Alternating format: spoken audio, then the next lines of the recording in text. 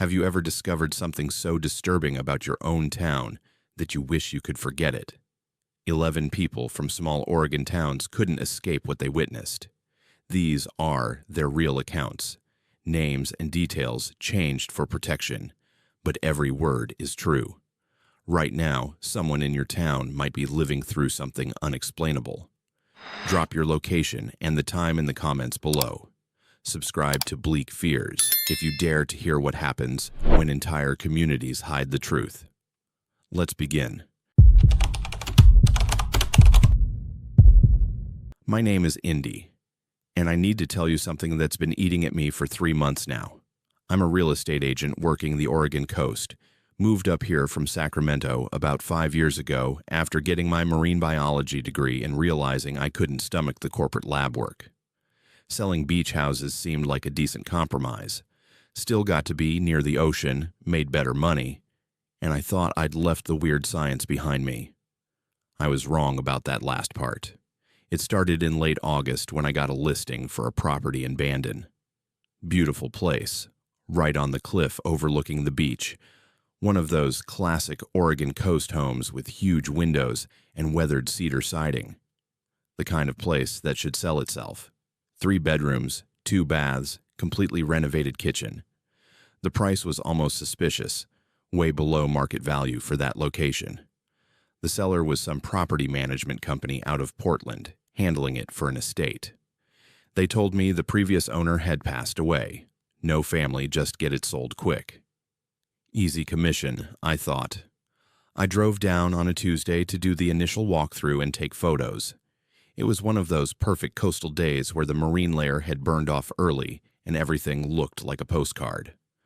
I let myself in with the lockbox code, did my usual routine, checking outlets, faucets, looking for any issues I'd need to disclose. Everything was pristine. Too pristine, actually. The place felt staged, but also somehow lived in, like someone had just stepped out for groceries and would be back any minute. There was even a coffee mug in the sink, which seemed odd for an estate sale property. After I finished inside, I walked down the wooden staircase that led from the back deck to the beach. It was a gorgeous private access, the kind of feature that would be the main selling point. The stairs were sturdy, well-maintained. At the bottom, there was a small stretch of sand, and then the tide pool started. These incredible rock formations that Bandon's famous for. I'd been a marine biologist, so tide pools were my thing. I couldn't resist checking them out. That's when I saw them. Handprints. Small handprints, like from children, maybe 7 or 8 years old. 3 distinct sets of them, pressed into the rock inside one of the deeper pools. My first thought was that they were fossils, but that didn't make sense. The rock formation was wrong, and fossils don't look that fresh. These looked like someone had pressed their hands into wet concrete, except it was solid stone. I took some photos, mostly just because it was unusual. Pretty even. I thought it might make a good detail for the listing. Charming tide pool features. The first showing was that Friday. Young couple from Portland, tech money, looking for a weekend place. They loved everything about the house. We were standing on the deck talking about their offer plans when the wife pointed down at the beach and asked if those were the tide pools I'd mentioned in the listing. I said yes, and we all walked down to look. I wanted to show them the handprints because they really were kind of remarkable. Except they weren't in the same pool. I found them 3 pools over, in a spot that had been completely dry during my Tuesday visit. Same 3 sets of hands, same size, same depth. The husband was looking at me strangely because I'd gone quiet, just staring at these prints. I played it off, said something about the unique geological features, but I could feel something cold settling in my stomach. The couple made an offer that afternoon. I should have been happy. That night I couldn't sleep. I kept thinking about those handprints, about how they'd moved. I told myself I was remembering wrong, that I'd just gotten confused about which pool I'd seen them in, but I'd been a scientist. I knew how to observe details. I knew what I'd seen. Sunday morning, I drove back to Bandon. I didn't tell anyone I was going. I just needed to see those pools again in daylight. Needed to prove to myself that I was being ridiculous. I parked on the street instead of the driveway. I don't know why. It just felt like I shouldn't announce my presence. The walk down to the beach felt longer than I remembered. The fog was thick that morning, typical coastal weather, and it made everything feel muffled and strange. The handprints had moved again. This time they were in a pool much closer to the stairs, in a spot where the tide would have covered them completely at high tide the night before. But they looked exactly the same. Not worn, not faded. Perfect. I stood there in the cold morning fog and felt something I hadn't felt since I was a child. Pure, animal fear. The kind that makes you want to run without knowing why. I did something then that I'm not proud of. I went back to my car and I looked up the property records. Really looked at them. Not just the recent stuff, but going back decades. The house had been built in 1985 by a family named Morrison. They'd lived there for 2 years. Then the property had been sold in 1987 to someone else, then sold again in 1989, then again in 1992. It had changed hands 11 times in 38 years. That's not normal for a house that nice in that location. People hold on to coastal property. It appreciates. You don't sell unless you have to. I started making calls. I told people I was doing research for the listing, which was technically true. I talked to 3 of the previous owners. 2 of them hung up on me when I mentioned the address. The third one, an older woman named Gloria, who'd owned it in the late 90s, she actually talked to me. She asked me if I'd seen them yet. I didn't have to ask what she meant. I said yes. She told me she was sorry, that she should have said something when she sold it, but she'd been so desperate to leave that she couldn't risk the sale falling through. Then she told me about the Morrison family. They'd had 3 children, 2 boys and a girl, ages 6, 8, and 9. In June of 1987, all 3 of them drowned in the tide pools behind the house. It happened during a family barbecue. The parents thought the kids were playing upstairs. When they realized they weren't, they ran down to the beach and found all 3 of them face down in the pools. The emergency responders said it didn't make sense.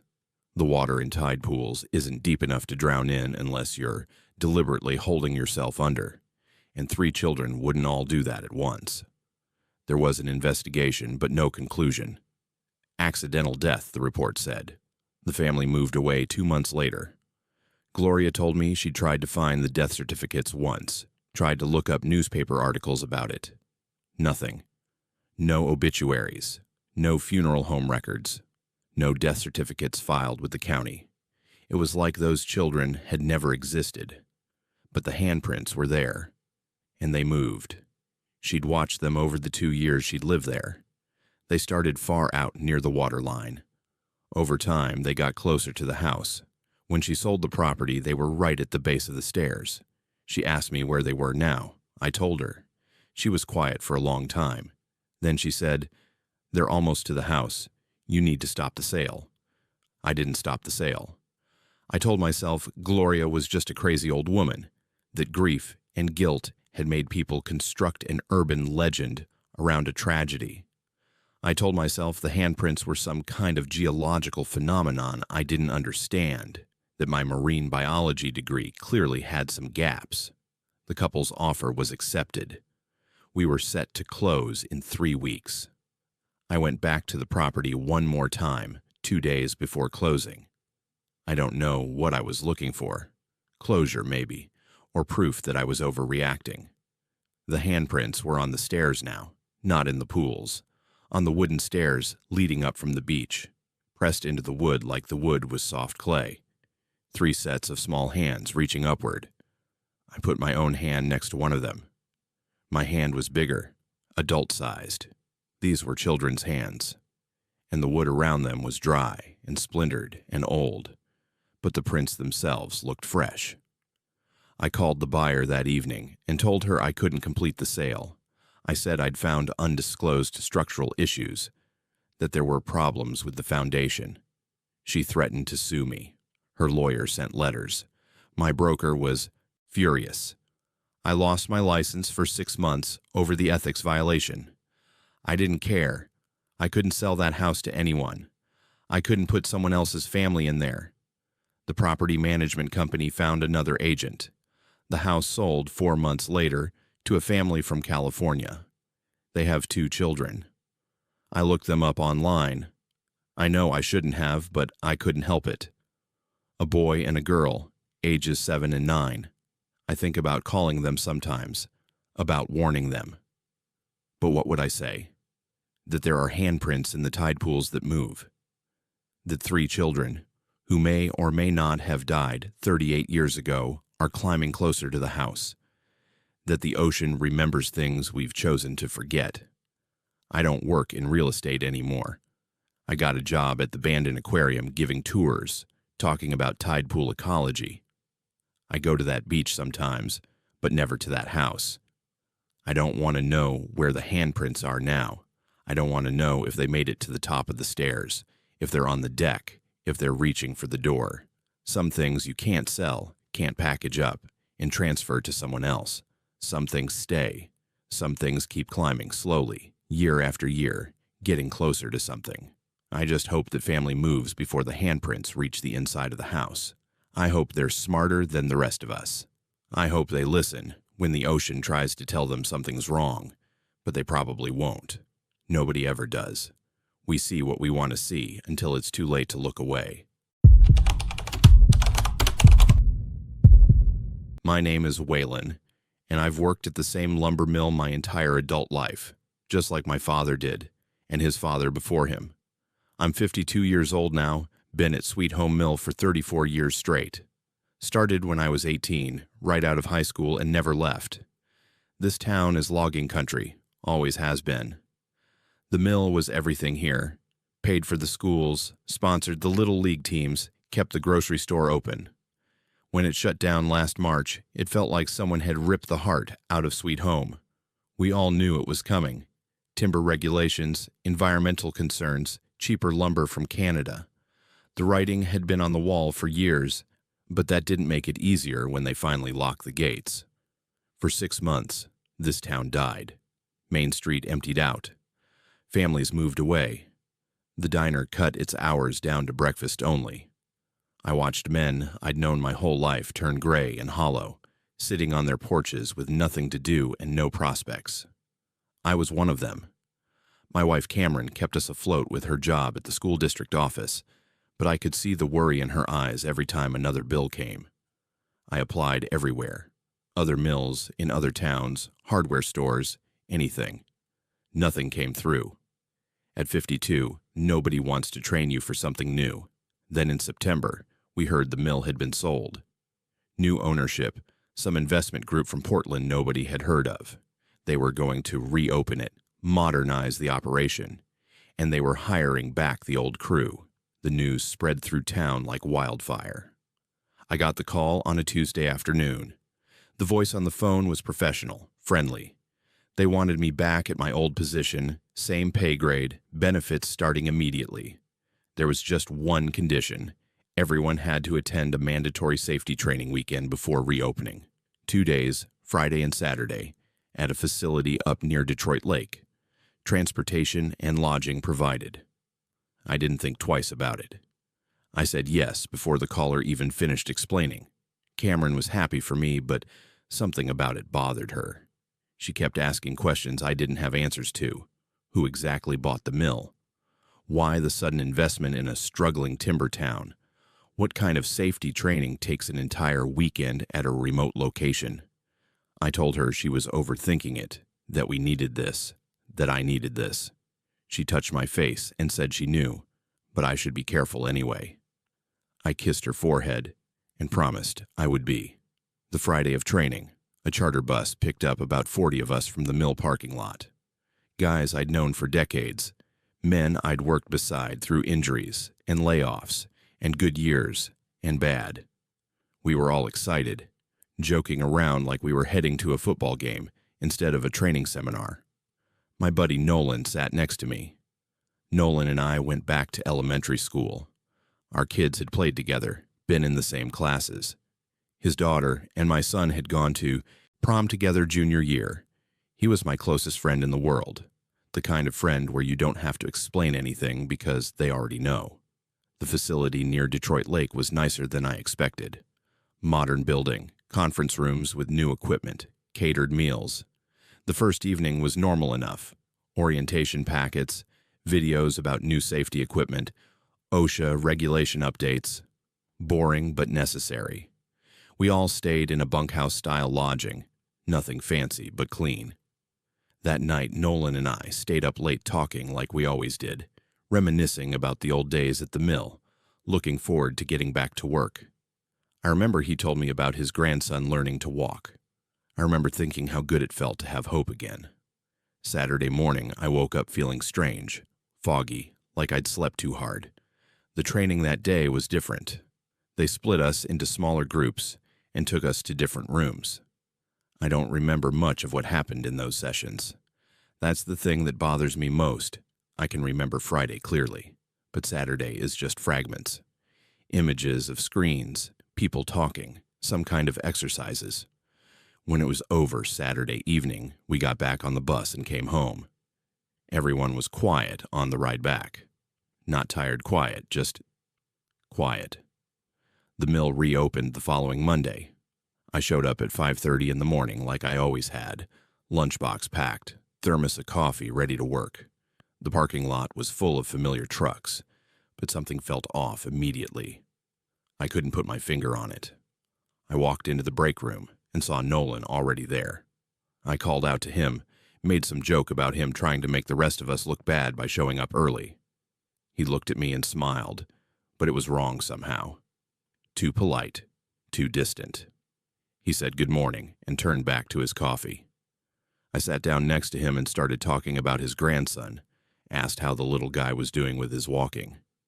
Nolan looked confused. He said he didn't have a grandson. I laughed, thought he was messing with me. I said, come on, your daughter's kid, the one you were telling me about Friday night. He just stared at me. He said his daughter didn't have any children, that I must be thinking of someone else. Then he got up and walked away before I could respond. I tried to shake it off. Maybe I'd mixed up a story. Maybe he'd been talking about someone else's grandkid, and I'd misremembered. But it nagged at me all morning. During lunch break, I brought it up again, tried to jog his memory. Nolan got irritated. He said he really didn't know what I was talking about, and could I please drop it? That's when I noticed his wedding ring was gone. Nolan had been married for 28 years. I asked him where his ring was. He said he wasn't married. Never had been.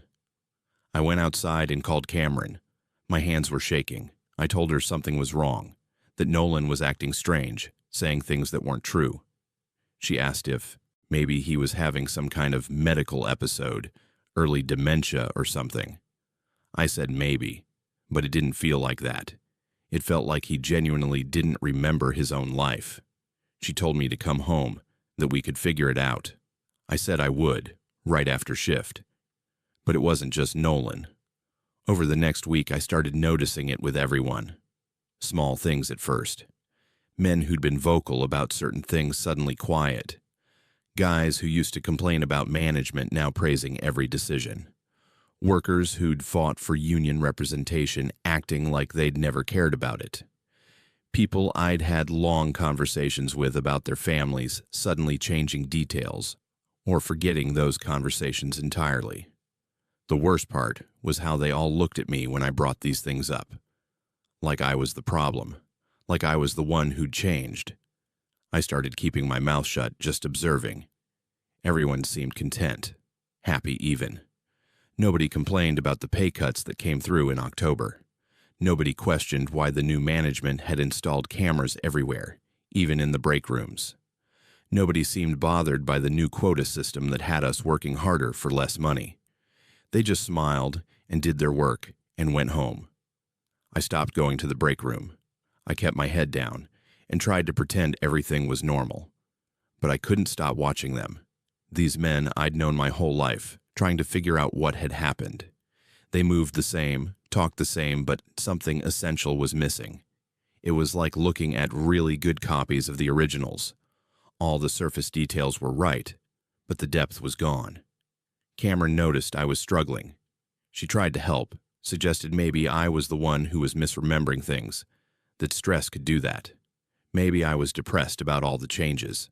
She set up an appointment with a doctor. I went, because I was starting to doubt myself too. Maybe I was losing it. Maybe the months of unemployment had broken something in my brain. The doctor said I was fine, physically healthy, no signs of cognitive decline. He suggested therapy for anxiety. I made an appointment I never kept. Nolan started avoiding me.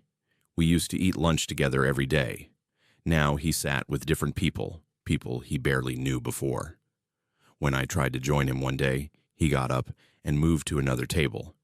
It was like watching a stranger wear my best friend's face. I wanted to grab him, shake him, make him remember. But what would that accomplish? Either he genuinely didn't remember and I'd look insane, or something had been done to him that I couldn't undo. 3 months ago, they announced another training weekend.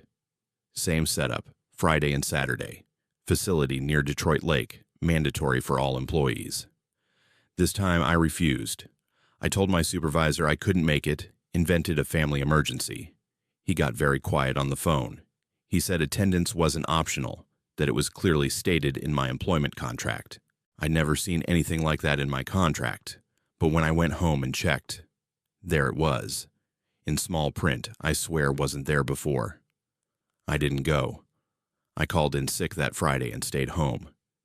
Cameron didn't ask questions anymore. She'd learned to just accept that something was wrong, even if neither of us could name it. That weekend, while everyone else was at training, I drove to the mill. The gates were locked, but I knew a way in through the back fence that had been broken for years. I wanted to see what they were really doing there, wanted to find some evidence of what had happened. The mill was empty and dark. I walked through familiar spaces that felt alien now. Everything was too clean, too organized. Mills are supposed to be chaotic, lived-in places. This looked like a stage set. I found my way to the main office, tried some doors. Most were locked, but one opened into what looked like a records room. I turned on the light and started going through files. Employee records, production reports, safety documentation. Then I found something that made my blood stop. A binder labeled Phase 2 Implementation. Inside were psychological profiles. Every employee who'd attended that training, including me. Except my file was marked differently. Red stamp across the top. Non-responsive. Monitor and assess. Under that were notes about my behavior, my questions, my resistance to conditioning. The word conditioning. I photographed every page with my phone, my hand shaking so badly I had to take some shots twice. There were other files, too. Medical records showing brain scans, blood work, psychological evaluations. All dated from that training weekend. I found Nolan's file. His brain scans showed activity patterns that looked wrong to me, even though I'm no doctor. There were annotations about successful integration and memory restructuring complete. The clinical language made it worse somehow. They were talking about erasing who people were, like it was just data management. I left the mill and drove home. I didn't tell Cameron what I'd found. I didn't know how to explain it without sounding insane. Instead, I just held her close and tried to memorize exactly who she was, every detail, in case one day she came home different, and I needed to remember what I'd lost. Monday morning, I went back to work. Nobody mentioned that I'd missed the training. Nobody asked where I'd been, but I could feel them watching me differently. The cameras seemed to follow me more. My supervisor started checking on me more frequently, asking how I was feeling, if everything was okay at home.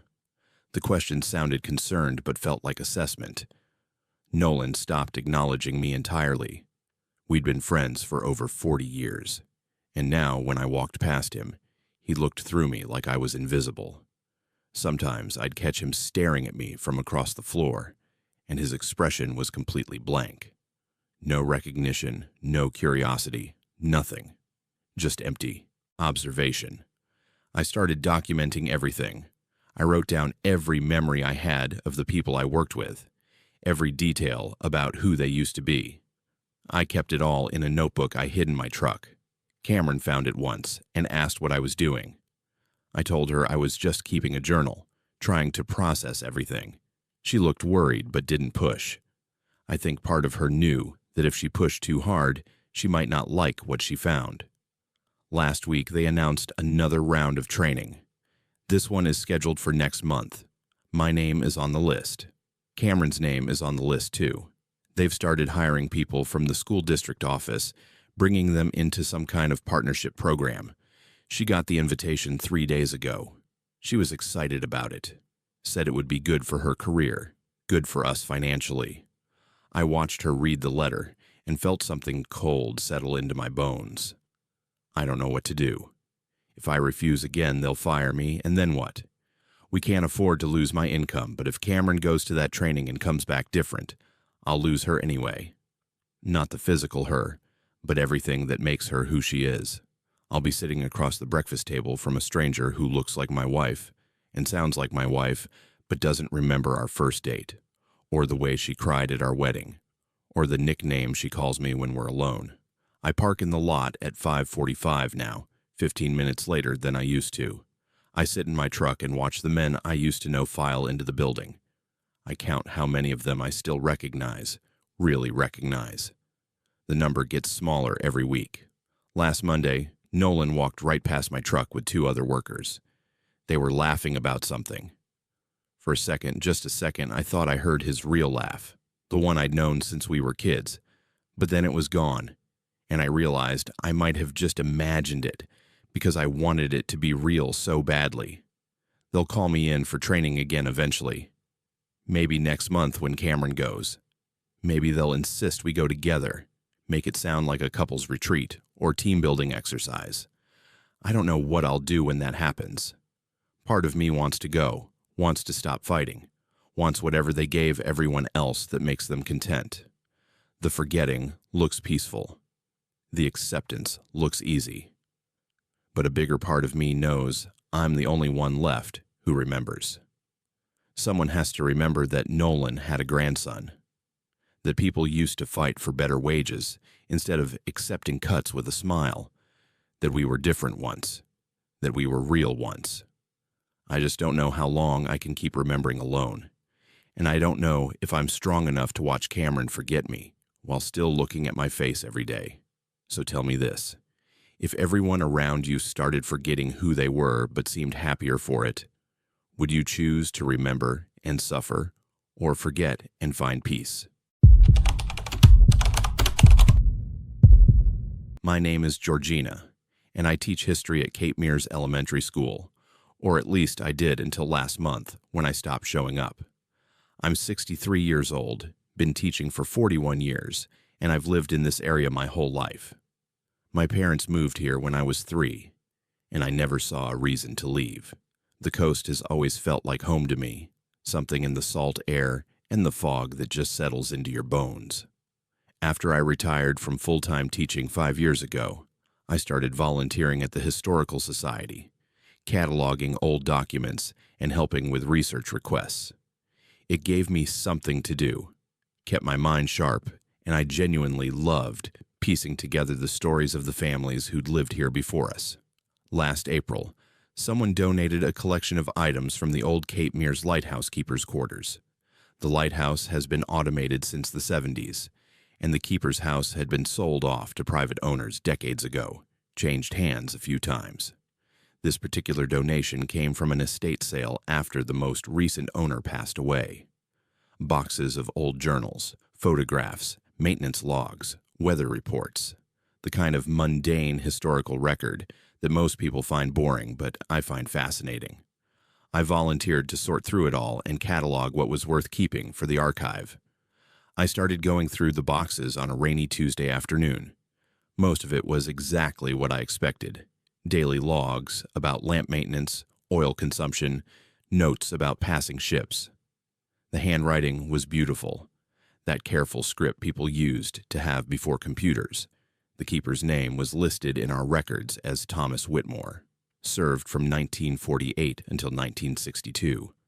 I'd actually researched him before, knew he'd been a widower who took the posting after his wife died, lived alone in the Lighthouse for 14 years before retiring. Seemed like a lonely life, but the logs suggested he found it peaceful. Then I found a separate journal, smaller than the official logs, leather-bound and personal. It wasn't part of the Lighthouse records. It was his private diary.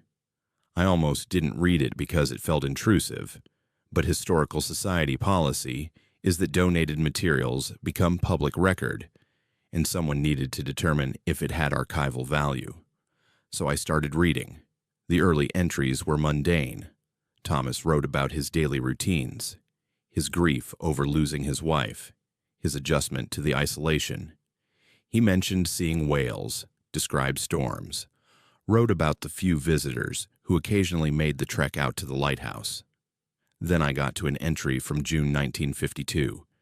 He wrote about his daughter visiting. That stopped me cold because all the official records said Thomas Whitmore never had children. I went back to our files to double-check. Nothing. No mention of a daughter anywhere. The entry described her as 7 years old, dark hair like her mother, afraid of the height at first, but eventually loving to watch the ocean from the tower.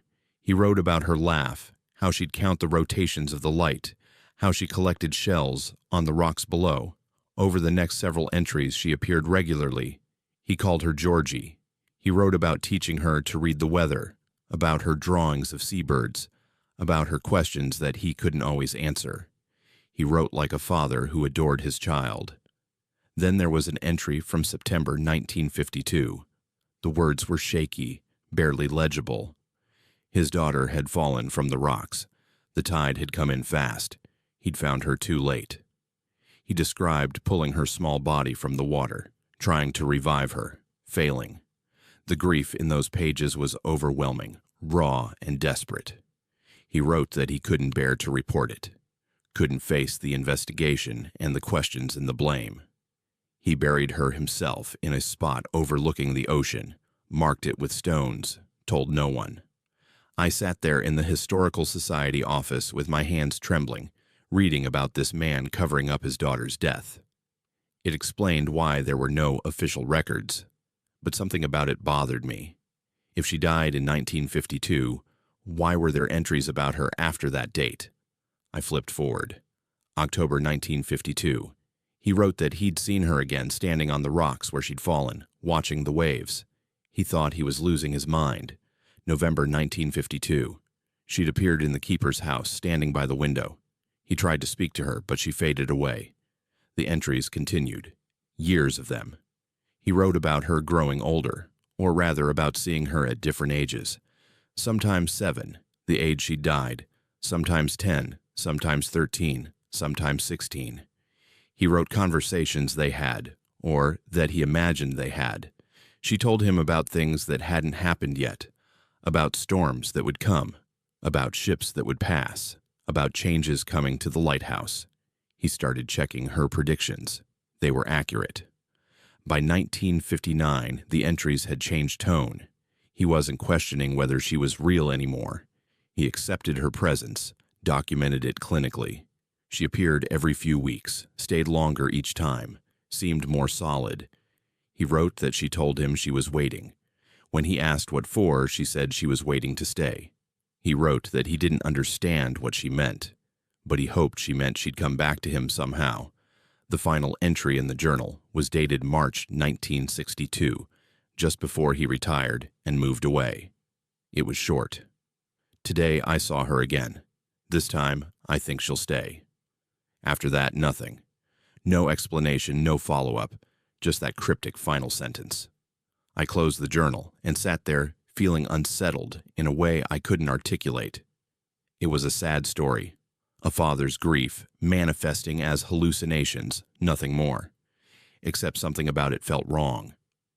I went home that evening and couldn't stop thinking about it. Over dinner, I mentioned it to my husband Nathan, told him about the tragic story I'd found. He listened, politely but seemed distracted, said it sounded like the man had probably had a mental breakdown from isolation. That made sense. That should have been the end of it. But I kept thinking about that final entry. This time, I think she'll stay. Stay how? Stay where? That night I couldn't sleep. I lay in bed staring at the ceiling, and a thought occurred to me that was so ridiculous I almost laughed.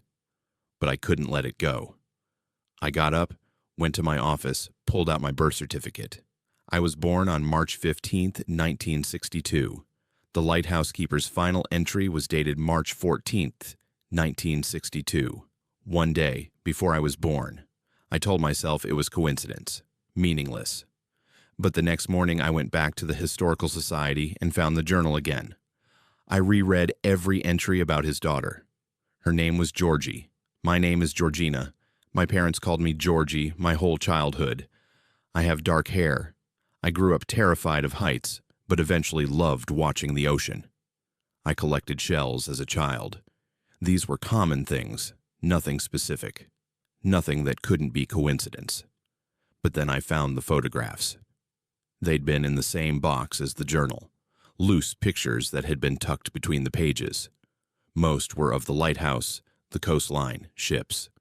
But there were 3 photographs of a little girl, dark hair, serious expression, standing on the rocks by the lighthouse. I looked at those photographs for a long time. The girl looked like every photograph of me as a child. Same face shape, same eyes, same way of standing with one shoulder slightly higher than the other. I took the photographs home. I didn't tell Nathan what I was doing. I went through my parents' old photo albums, the ones they'd kept from my childhood. I found pictures of me at 7 years old. I put them next to the lighthouse photographs. The resemblance was impossible to deny. We could have been the same child. We looked like the same child. My parents are both dead now, have been for years. My mother passed in 2003. My father in 2009. I couldn't ask them about any of this, but I went through their papers, everything I'd kept after they died. I found my baby book, the kind mothers used to keep with records of first words and first steps. My mother's handwriting documented everything from my birth onward, except the handwriting in the first few pages was different, shakier, older. It looked like the handwriting in Thomas Whitmore's journal. I felt sick. I went back to the Historical Society and pulled every record I could find about Thomas Whitmore. He'd retired from the Lighthouse in March 1962 and moved to Oceanside, bought a small house 3 blocks from where my parents lived. He died in 1963, a year after I was born, heart attack. But before he died, according to property records, he'd sold his house to a young couple who just moved to the area. Their names were listed. My parents' names. I sat there in the archives room trying to breathe normally. There had to be an explanation. Maybe Thomas had known my parents somehow. Maybe he'd been a family friend. Maybe that's why they bought his house. But we'd never lived in that house. I grew up in a different house on the other side of town. I checked the records.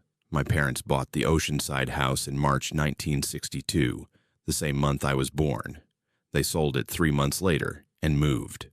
Why buy a house and sell it immediately, unless they hadn't bought it to live in, unless they'd bought it for something else?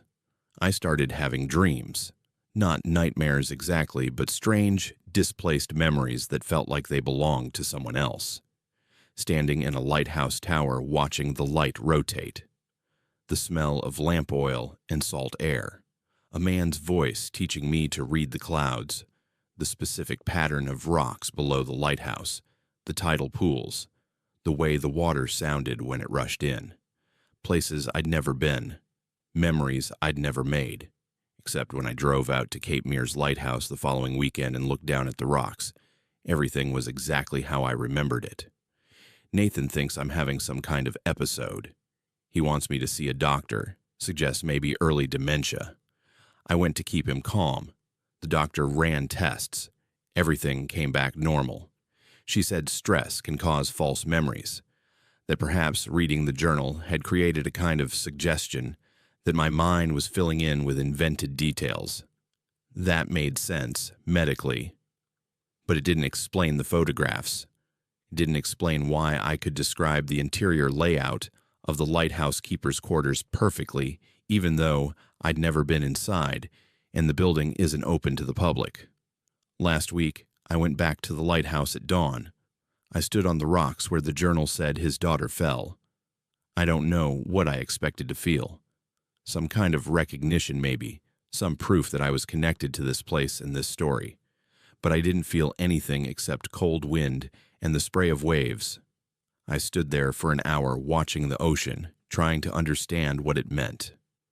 Was I his daughter somehow? Had something impossible happened that brought her back, put her into my mother's womb, let her live the life she'd lost?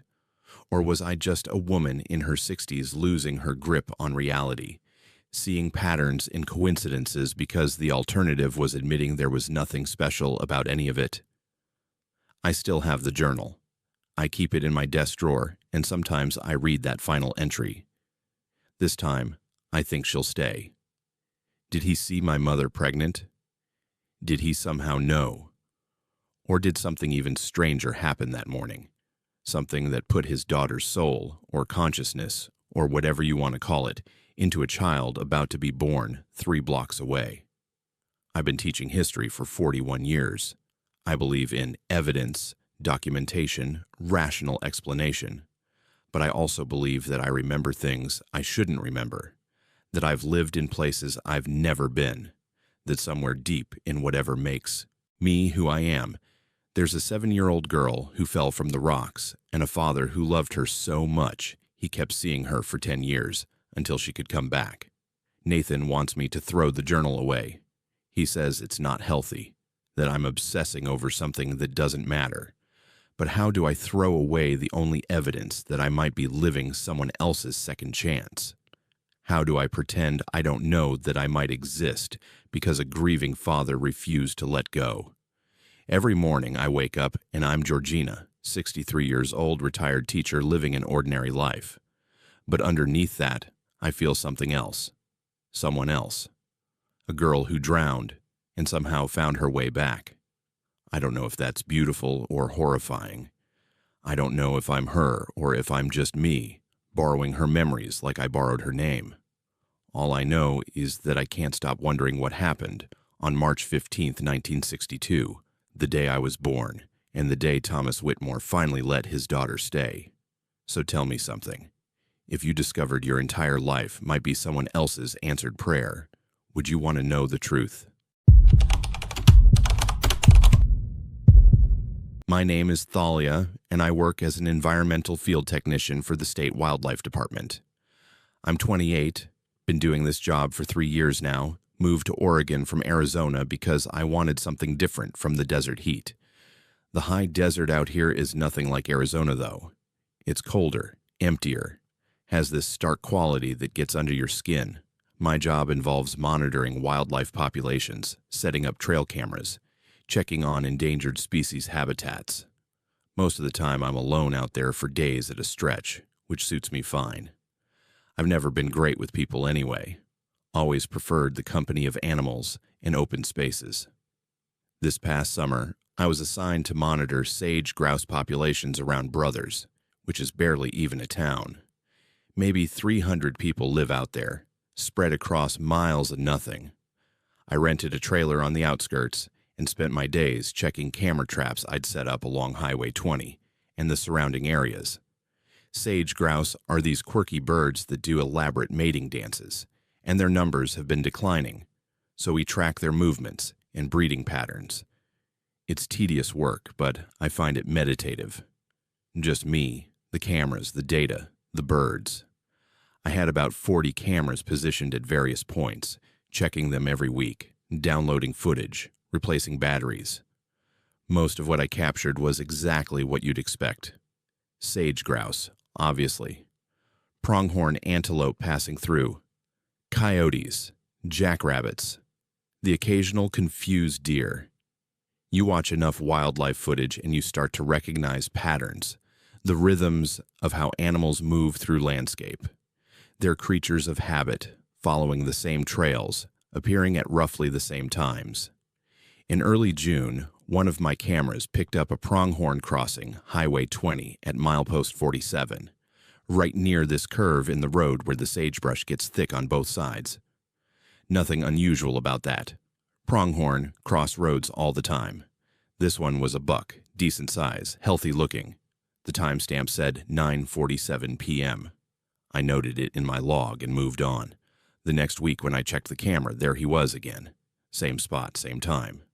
9:47 p.m. Same pronghorn, I was pretty sure, based on his markings and the way he moved. Still nothing too strange. Animals can be territorial, stick to familiar routes.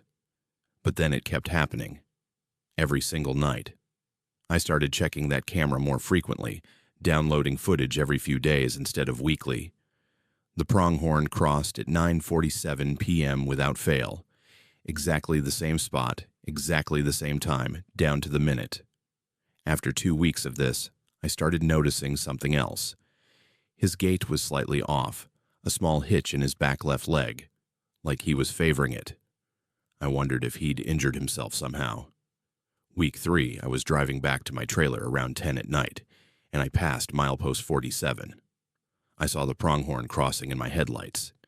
I hit the brakes, watched him make it across that same limping gait.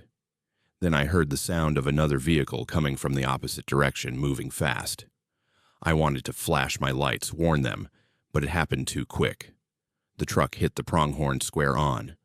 I heard the impact, saw the animal go down.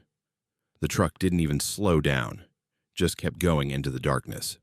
I pulled over, grabbed my flashlight, ran back to where the pronghorn had fallen.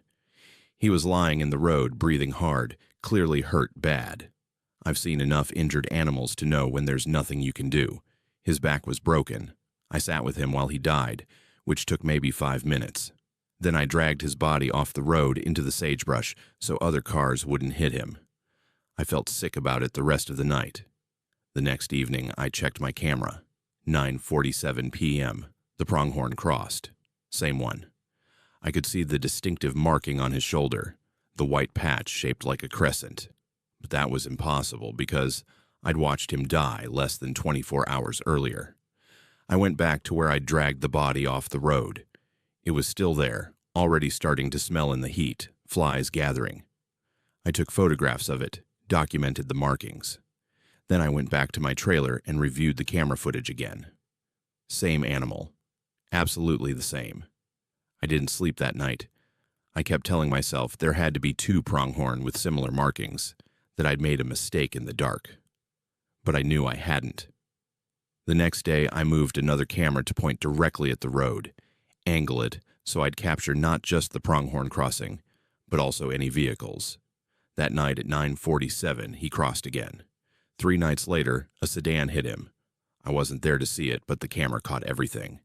The impact, the pronghorn going down, the car driving away. The timestamp was 9:51 p.m. The following morning, I drove out there. Found the body, fresh this time, still warm. Dragged it off the road to a different spot than the first one. Marked the location on my GPS. That evening, 9:47 p.m., the pronghorn crossed again. Now there were 2 dead bodies in the sagebrush and 1 living animal that shouldn't exist.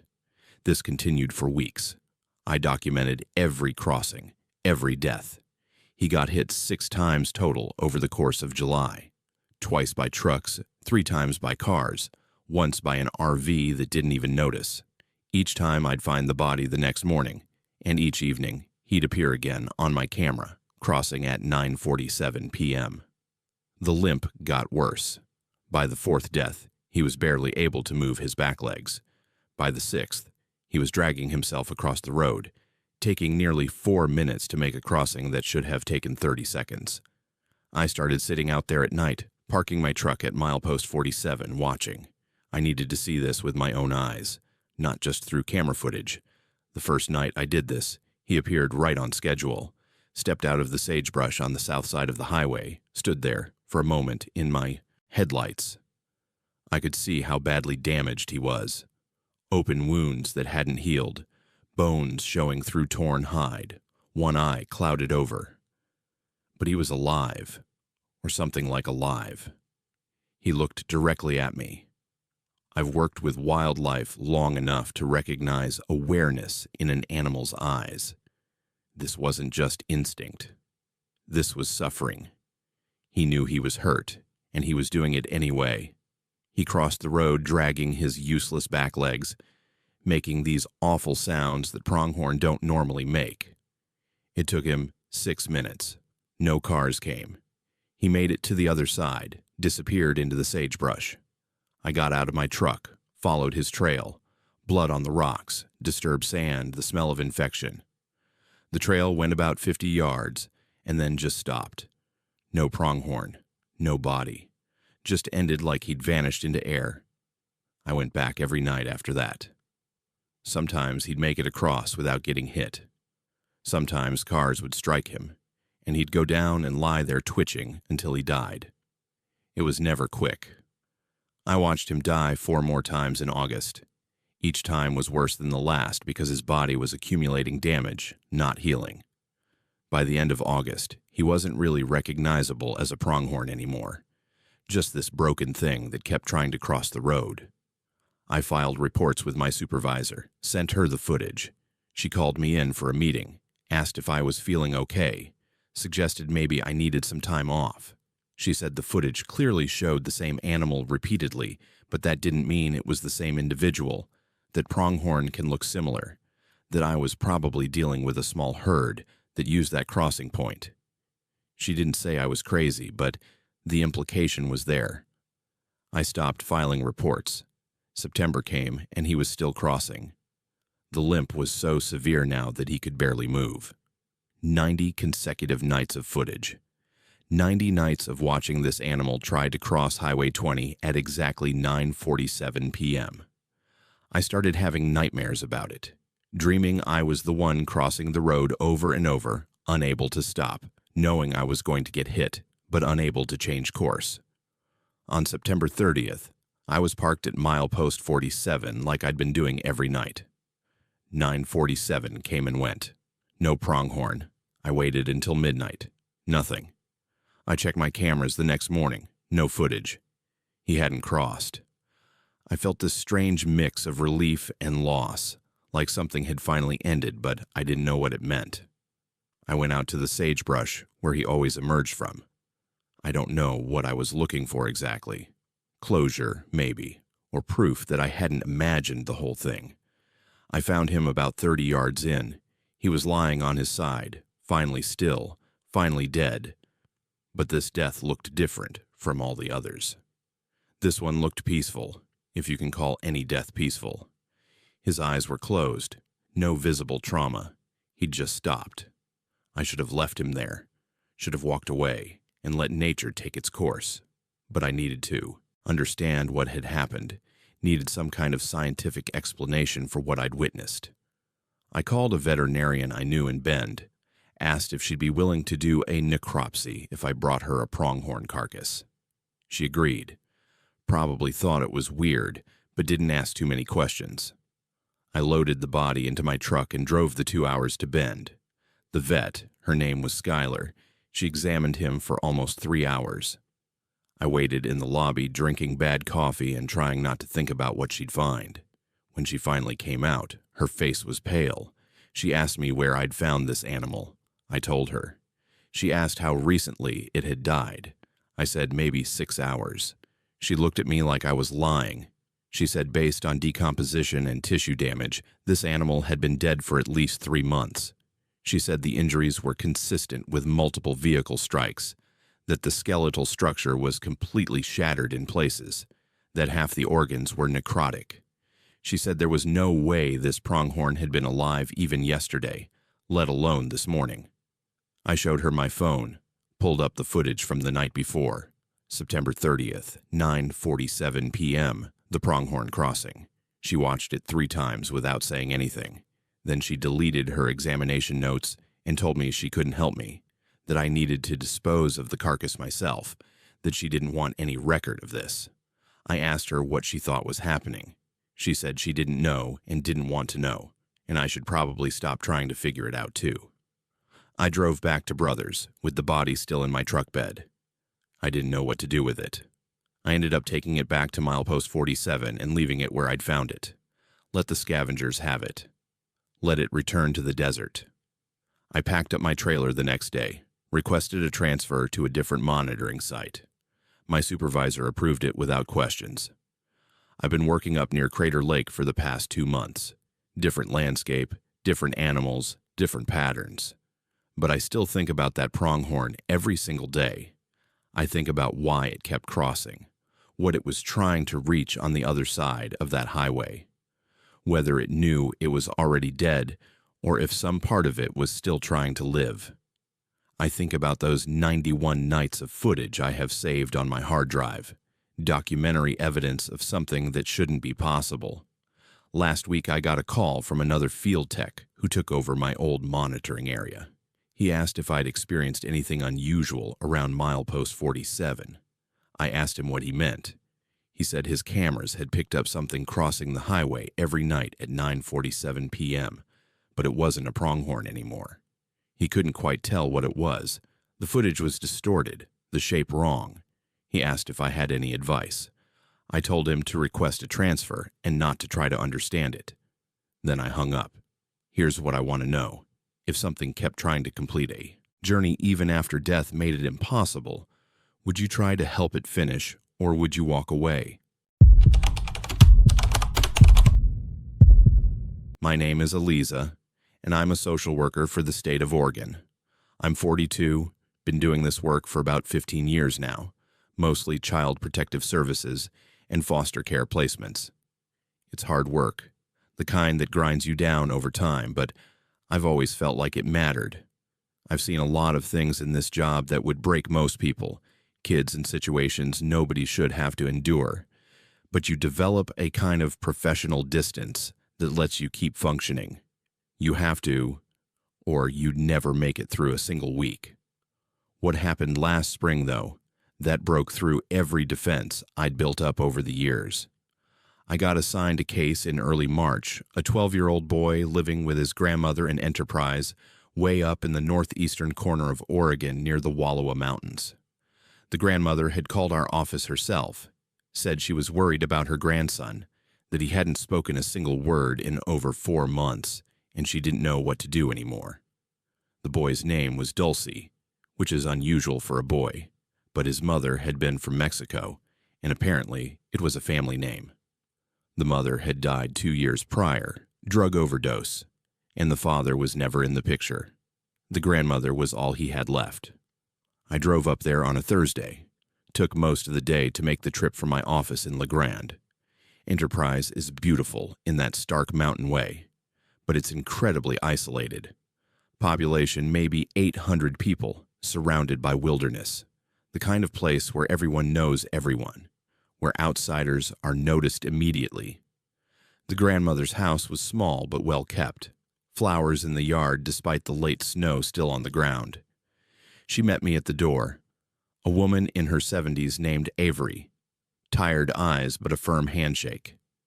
Dulcie was sitting at the kitchen table when I came in. Thin kid, dark hair, staring down at a piece of paper in front of him.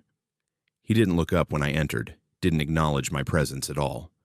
Avery made coffee and we talked in low voices while Dulcie sat there drawing. She told me it started right after his mother's funeral. He just stopped talking, completely nonverbal. She'd taken him to doctors in Boise, even driven him all the way to Portland to see specialists. Nobody could find anything physically wrong with him. Trauma response, they said. Selective mutism brought on by grief. They recommended therapy, medication, time. Nothing had helped. But the drawings were what really worried her. She showed me a stack of them, maybe 50 pages deep. Every single one was disturbing. Scenes of violence, of people suffering, detailed illustrations of historical events that a 12-year-old shouldn't know about. Battles, massacres, executions. The detail was incredible and deeply unsettling. Some of them had dates written in the corners, all from the 1800s. I asked if he was learning about this period in school. Avery said, no, that the school here didn't cover much beyond basic. Oregon Trail history, nothing this specific. I sat down across from Dulce and introduced myself, explained that I was there to help, asked if he could show me what he was working on. He didn't respond, just kept drawing. I watched his hand move across the paper. He was sketching a landscape, mountains in the background, a valley. Then he started adding figures, people on horseback, other people on foot running. The detail was remarkable for a kid his age. Then he started drawing bodies, lots of them. Avery left the room, said she couldn't watch anymore. I stayed at the table with Dulce, watching him work.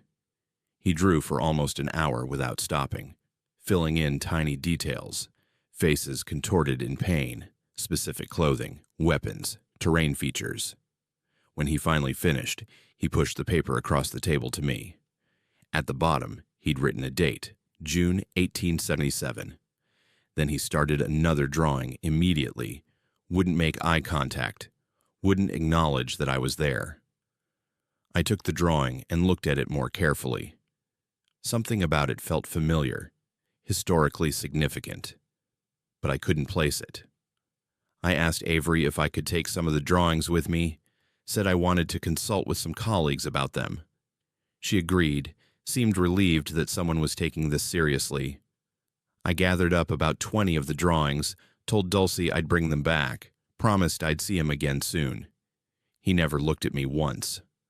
On the drive back to La Grande, I couldn't stop thinking about those drawings. The level of detail, the historical specificity, the way Dulce had rendered the suffering with such precision. When I got home that evening, I spread them out on my dining room table and started researching.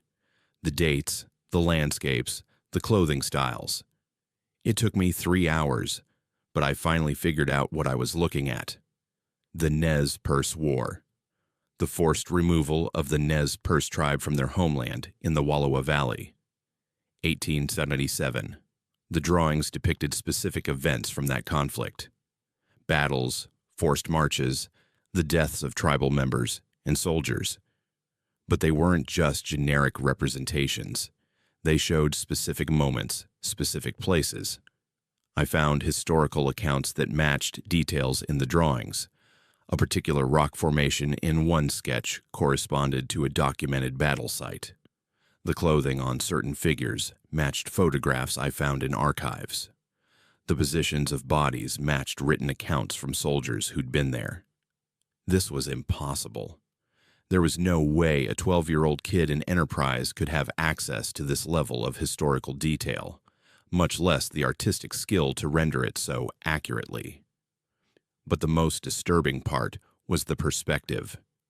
The drawings weren't from an elevated viewpoint or an observer's position. They were from ground level, from within the events themselves, like someone had been there, witnessing it firsthand. I contacted a historian at the local community college, someone I'd worked with, before on a different case involving tribal family placement. His name was Macy, young guy but very knowledgeable about regional history. I showed him photographs of Dulce's drawings. He went very quiet, studied them for a long time. Finally, he asked where I'd gotten them. I explained the situation. He asked if he could meet Dulce. We drove up to Enterprise together the following week. Avery was grateful for any help. Let us sit with Dulce in the kitchen. Macy brought historical photographs with him, old images from the 1800s, some from the Nez Perce War period. He laid them out on the table without saying anything. Dulce looked at them. Then he started drawing. He drew the same scenes from the photographs, but from different angles. He drew people who weren't visible in the photos, but who would have been there based on historical records. He drew a man in specific clothing, detailed his face with careful precision. Macy's hand started shaking. He pulled out his phone, searched for something, showed me a screen. It was a historical document, a military roster from 1877. One of the soldiers listed had a small notation about his appearance, unusual features. Macy pointed to Dulce's drawing. The face he'd drawn matched the written description exactly, but there were no photographs of this soldier, no visual record of what he'd looked like. just a written description buried in military archives that nobody except historians specializing in this specific conflict would ever read. Macy asked Avery if Dulce had any Nez Perce ancestry. She said no, that his mother's family was from southern Mexico. His father was supposedly white, but she'd never met him. No connection to this region's tribal history at all. Macy asked if he could take Dulce to some of the historical sites, places where events from the war had occurred. Avery hesitated, protective, but ultimately agreed. The next day, we drove Dulce out to several locations in the Wallowa Valley, places where battles had happened, where camps had been, where people had died. At each site, Dulce would get out of the car and just stand there, completely still, staring. Then he'd pull out his sketch pad and draw. He drew the landscape as it had been, before modern development. He drew the people who'd been there, their faces, their positions. At one site, he walked to a specific spot, knelt down, and started drawing what appeared to be a person lying on the ground. Macy checked his historical documents. A Nez Perce elder had died at almost that exact location during the forced removal. The death was documented, but the specific spot was never recorded, at least not in any surviving records. At the last site near Joseph, Dulce did something different. He drew himself. Not as he was now, but as a figure in period clothing, standing among the people being forced from their land. He was crying in the drawing, but his face was emotionless as he sketched it. When he finished, he looked up at Macy for the first time, just looked at him, this flat stare that went on too long. Then he went back to drawing. We returned to Avery's house in silence. I didn't know what to say. Macy was pale, kept running his hands through his hair, clearly shaken.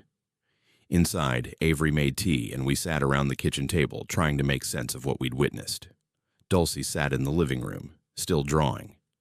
Macy finally said what I'd been thinking but didn't want to voice. He said sometimes, in tribal traditions, there's a belief that trauma can be carried across generations, that witnesses to great suffering can be reborn, carrying those memories. He said he'd heard stories, mostly dismissed as folklore, about children who remembered things they shouldn't, who carried the weight of historical pain in ways that defied explanation. I asked him if he believed that. He said he didn't know what he believed anymore, but he knew what he'd seen. He said Dulce was drawing things that weren't in any accessible records, details that only someone who'd been present could know. He said the boy wasn't just learning history, he was remembering it.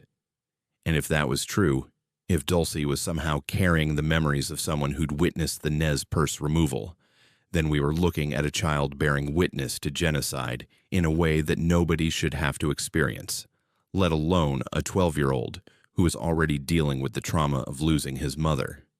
Before we left, Macy asked if he could show Dulce one more thing.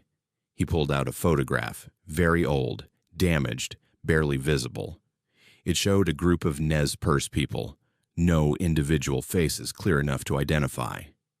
He placed it in front of Dulce. The boy looked at it for a long time. Then he took his pencil, and on a fresh piece of paper, he drew one of the faces from the photograph, enlarged it, made it visible.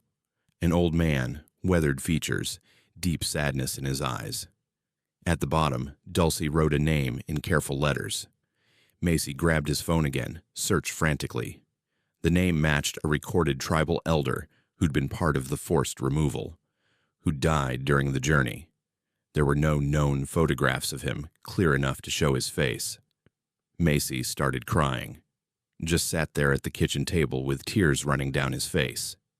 He said the name Dulce had written was his great-great-great-grandfather. He said his family had stories about this man, passed down through generations, but no images, no physical proof he'd even existed beyond written records. He said this boy had just drawn his ancestor's face, someone he'd never heard of, and gotten it right. I've been back to see Dulce 4 times since then. He still doesn't speak. He's still drawing, filling page after page with scenes from 1877. Avery is managing, barely, trying to care for a child who's living in 2 times at once.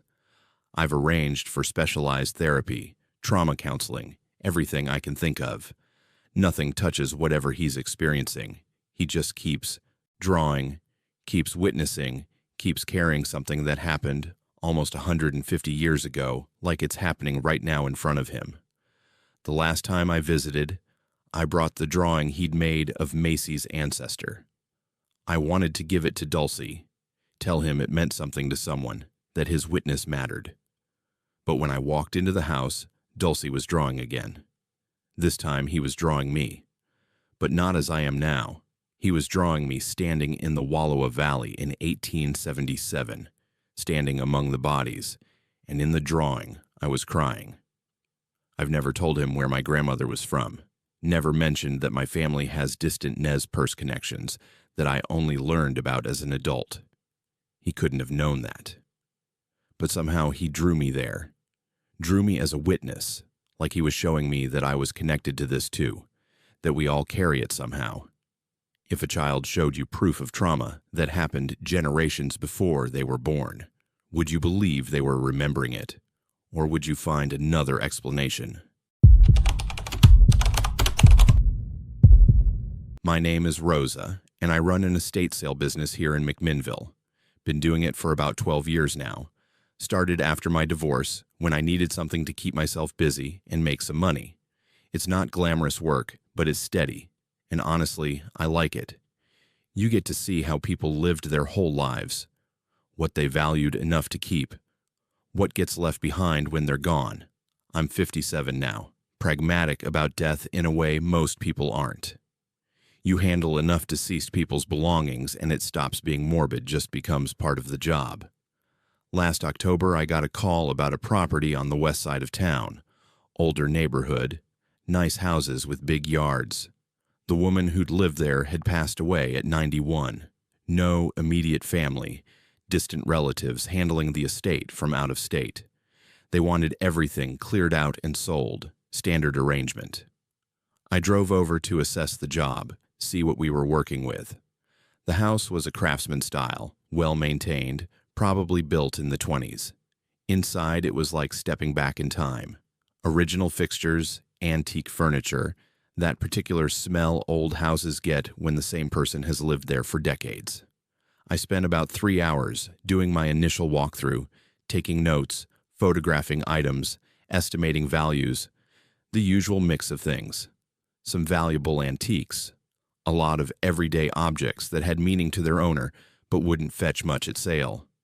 I was in the bedroom, going through the closet, when I found a wooden box on the top shelf, pushed way back behind some hat boxes. It was heavy, ornately carved, locked. I brought it downstairs and used a screwdriver to pop the lock.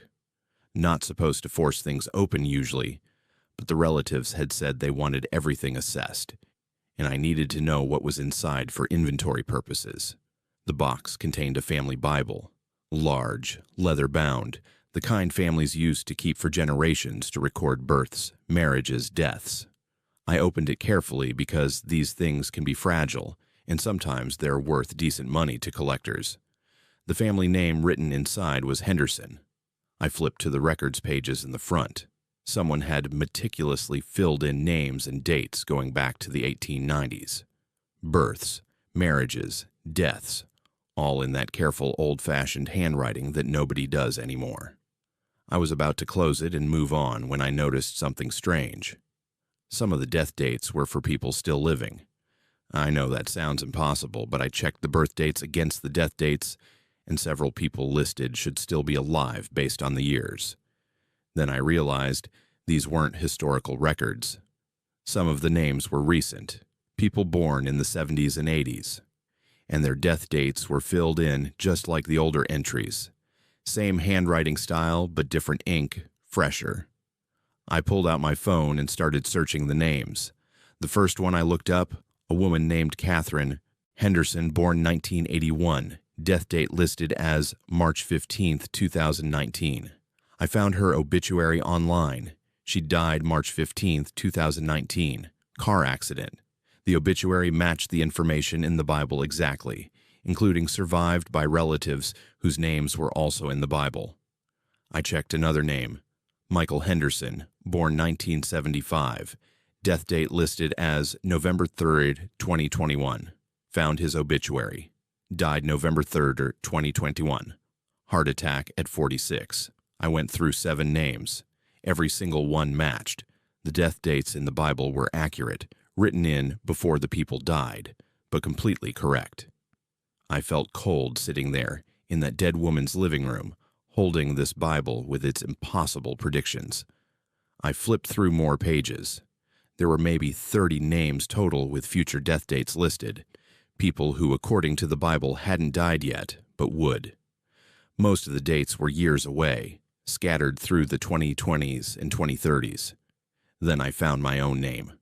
Rosa Martinez, born 1967. Death date, January 8th, 2025.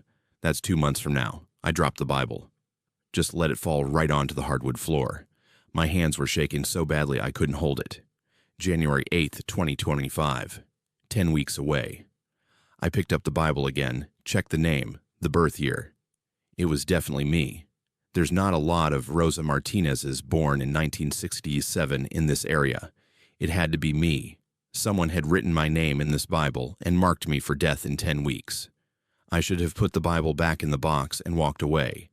Should have finished my job, conducted the estate sale, never thought about it again. But I couldn't. I took the Bible home with me that night. I know that's theft, technically, but I needed to understand what this was. I spent hours going through it, checking every name I could find online. The pattern held. Everyone with a death date that had already passed was actually dead, died on exactly the day listed. Everyone with a future date was still alive. It was a perfect record. I started researching the Henderson family, trying to figure out who'd owned this Bible, who'd been writing in it. The woman who'd just died, Margaret Henderson, had lived in that house since 1952. Never married, no children, worked as a librarian for 40 years. Quiet life, no obvious connection to anything supernatural or strange, but she'd maintained this Bible, added names to it, filled in death dates with mechanical precision for decades. I called one of the distant relatives handling the estate, asked about Margaret, if she'd had any unusual interests or hobbies. The relative, a nephew who barely knew her, said she'd always been eccentric, kept to herself, was obsessed with genealogy and family history. Nothing about predicting deaths, nothing that explained the Bible. Over the next week, I became obsessed with it. I'd wake up at 3 a.m. and pull out the Bible, stare at my name, that date, January 8th, 2025.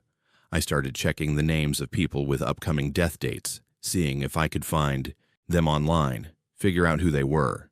Most were Henderson family members, scattered across Oregon and Washington. A few weren't Hendersons, seemed to have no connection to the family, like me. I have no Henderson relatives, no connection to that family at all, but someone had added my name to their death Bible. I thought about going to the police, but what would I say? I found a book that predicts deaths and mine is listed. They'd think I was crazy. I thought about destroying the Bible, burning it, like somehow that would change what it said. But I couldn't bring myself to do it. Some superstitious part of me thought destroying it might make things worse, might make the prediction come true faster. 3 weeks after I found the Bible, one of the names with a near-future death date died. Thomas Henderson, death date October 29, 2024. I'd been watching his social media, this morbid surveillance I couldn't stop. He seemed fine, healthy guy in his 50s. Posted about his grandkids and his woodworking hobby. October 29th came. That evening I checked his page obsessively. October 30th, his daughter posted that he'd passed away, suddenly the night before. Stroke. He'd been watching TV and just gone. October 29th, 2024. Exactly as the Bible had said. That's when I really started to panic. This wasn't coincidence or lucky guesses. This Bible knew. Somehow it knew when people would die, and it was never wrong. And it said I had until January 8th. I made an appointment with my doctor, got a full physical, blood work, everything. She said I was healthy for my age, blood pressure a little high but nothing concerning. No signs of heart disease, no cancer markers, nothing that would kill me in the next few weeks. I started being obsessively careful, driving slowly, checking smoke detectors, avoiding anything risky. I canceled a hiking trip I'd planned because what if I fell? I stopped using my space heater because what if there was a fire? I was trying to outsmart fate, trying to make it to January 9th through pure caution.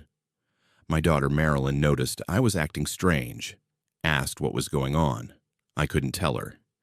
How do you tell your kid that you found a book that says you're going to die in a few weeks? December came. Another name from the Bible died on their predicted date. Then another in early December. The accuracy was perfect, unbreakable. I lie awake at night doing the math. 43 days, 37 days, 29 days, counting down to January 8th like it was an appointment I couldn't miss. I drafted a will, updated my insurance beneficiaries, wrote letters to Marilyn and my ex-husband, practical preparations for the inevitable. Marilyn came over 2 weeks ago, said she was worried about me, that I seemed depressed. I broke down and told her everything, showed her the Bible, showed her my name, the date. She looked at it for a long time, then closed the book and took my hands. She said it was just a weird coincidence that someone had written random dates, and some of them happened to be right. She said I was letting anxiety convince me of something impossible. She said January 8th would come and go, and I'd be fine. I wanted to believe her, but then I showed her the record. Every single death date that had passed was correct. Every single one. The odds of that being coincidence were astronomical. She got quiet. She took the Bible home with her, said she was going to figure this out, research the Henderson family, find some rational explanation. She called me the next day. She'd found Margaret Henderson's journals in some boxes from the estate sale, documents I hadn't gotten to yet. Margaret had written about the Bible. She'd inherited it from her grandmother, who'd inherited it from her grandmother before that. The Bible had been in the Henderson family since the 1890s, and it had always known. Margaret's journals described how it worked. Once every few years, names would appear in the Bible on their own, written in handwriting that matched the original entries, but appearing overnight when no one was writing. Margaret would check the Bible every morning, and sometimes there would be new names, new dates. She'd tried to warn people once, back in the 60s. Tried to tell a Henderson cousin that his death date was coming. He'd laughed at her, called her crazy. He died on the predicted date anyway. After that, she stopped warning people, just maintained the record, watched the dates come true, accepted it as something beyond her understanding or control. The last entry in Margaret's journal was dated a week before she died. She wrote that her own name had appeared in the Bible 6 months earlier with a death date. She'd known she was dying, had time to prepare. She wrote that she was grateful for the warning, that it let her make peace with her life. She wrote that she hoped whoever inherited the Bible would understand it wasn't evil, just true. Some things are just true, and you can't fight them. I'm writing this on January 3rd. 5 days left. I don't feel sick. Nothing hurts. I'm not in any danger that I can identify, but I believe the Bible now. I've watched too many names come true. I've seen the pattern hold too many times. January 8th is coming, and something is going to happen, and I won't see January 9th. Marilyn is staying with me, refuses to leave me alone. She thinks she can prevent it somehow, keep me safe through sheer vigilance. But Margaret's journals made it clear. You can't prevent it. The Bible doesn't cause deaths, it just knows. Somehow it knows, and it's never wrong. I've been thinking about what to do with the Bible after I'm gone. Should I destroy it so no one else has to see their death date written in permanent ink?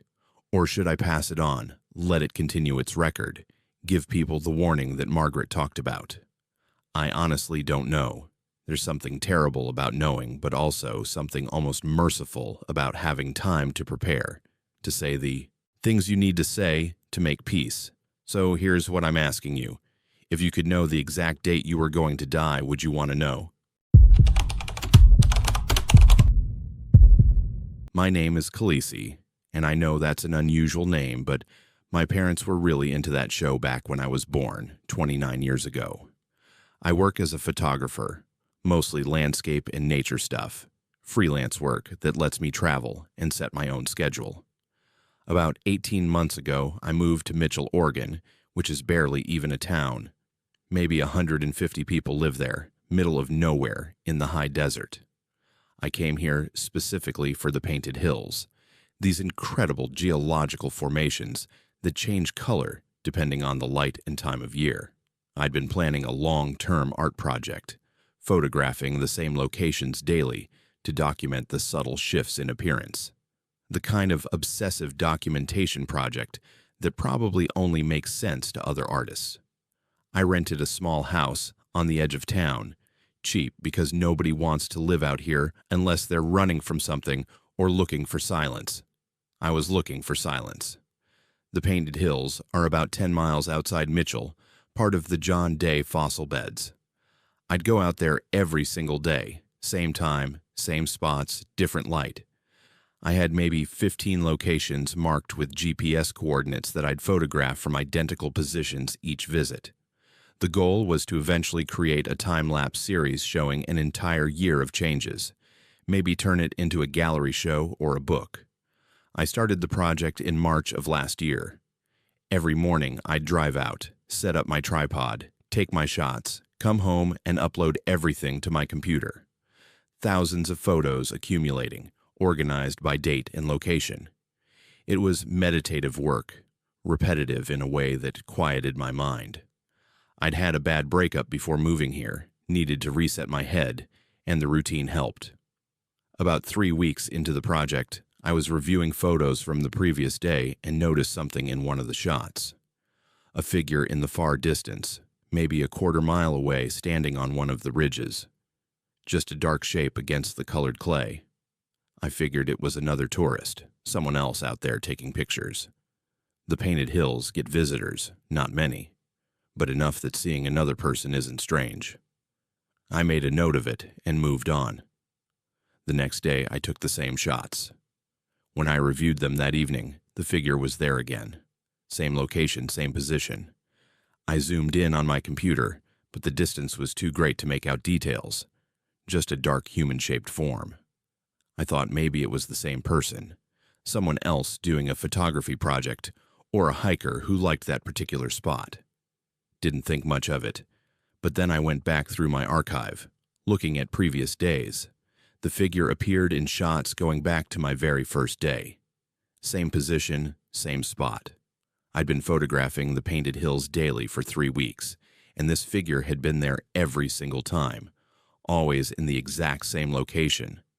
I just hadn't noticed because I'd been focused on the foreground, the colors, and textures of the hills themselves. The figure was far enough away that it didn't draw attention unless you were specifically looking for it. I started checking more carefully. Every day for the next week, I'd take my shots and immediately review them on my camera's screen, zooming in on that ridge.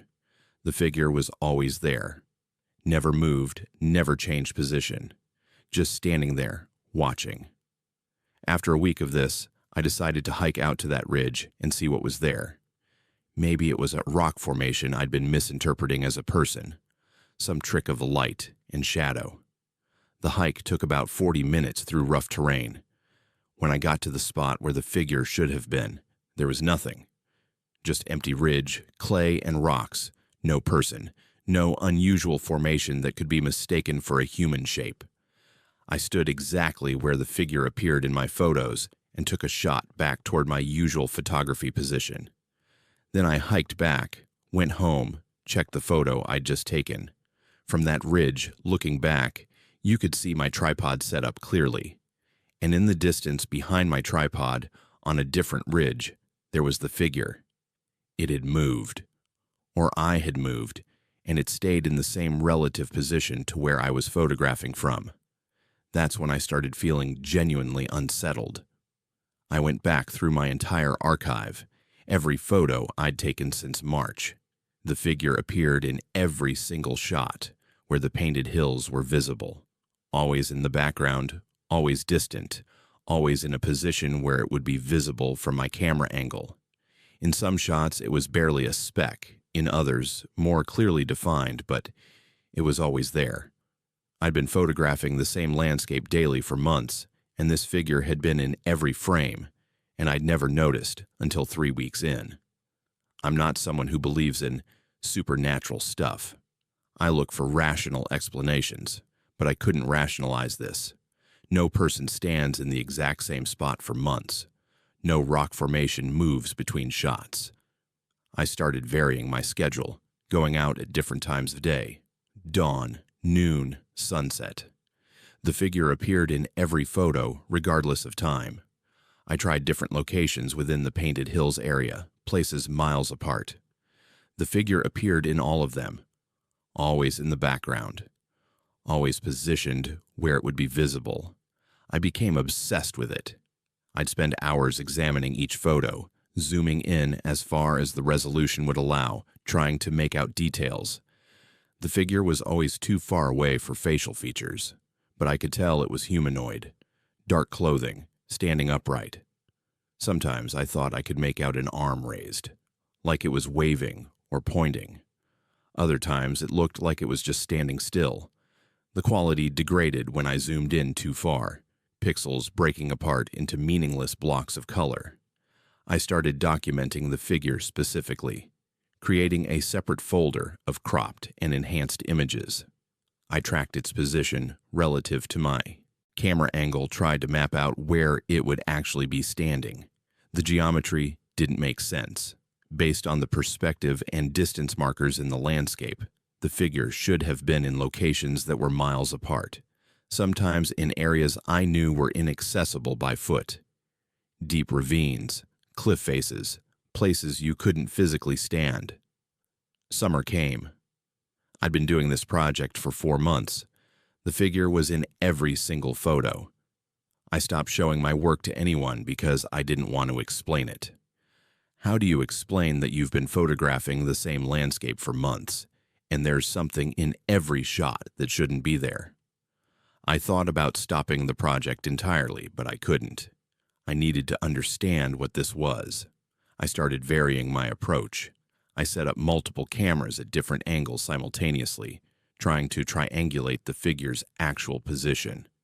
The results made no sense. Each camera showed the figure in a different location, always in the background of that specific camera's frame. It was like the figure existed in relation to the act of photographing, rather than in a fixed physical location. One morning in July, I got to my usual spot before sunrise, set up in the dark, waited for first light. As the sun came up and I started shooting, I saw movement in my peripheral vision. On the ridge, where the figure usually appeared, something was there. Actually, physically there. I could see it with my naked eye for the first time, not just through my camera. My heart started pounding. I kept shooting, rapid fire, capturing frame after frame while watching this thing on the ridge. It was definitely a human shape, dark silhouette against the dawn sky, and it was moving, not walking or gesturing, but changing, getting clearer, more defined, like something coming into focus. I shot an entire memory card, maybe 200 photos, watching this thing become more solid. Then the sun broke fully over the horizon, and the figure was gone, vanished in the direct light. I checked my camera immediately. The last 50 photos showed the figure in perfect clarity. Not a distant speck anymore, close enough to see details, and what I saw made my stomach drop. It was me. The figure was me. Same height, same build, same way of standing with my weight on one leg. In the photos where I could see its face, it was my face. I was photographing myself standing on that ridge, watching myself take photographs. I packed up my gear and left, drove straight home, hands shaking so badly I could barely hold the steering wheel. I uploaded those photos and went through them frame by frame. The figure started distant, like always, then got progressively closer in each shot. By the final images, It was close enough that I could see I was wearing the same clothes I had on that morning. Same jacket, same boots. The figure was me, not from some other time, but me right then, existing in two places simultaneously.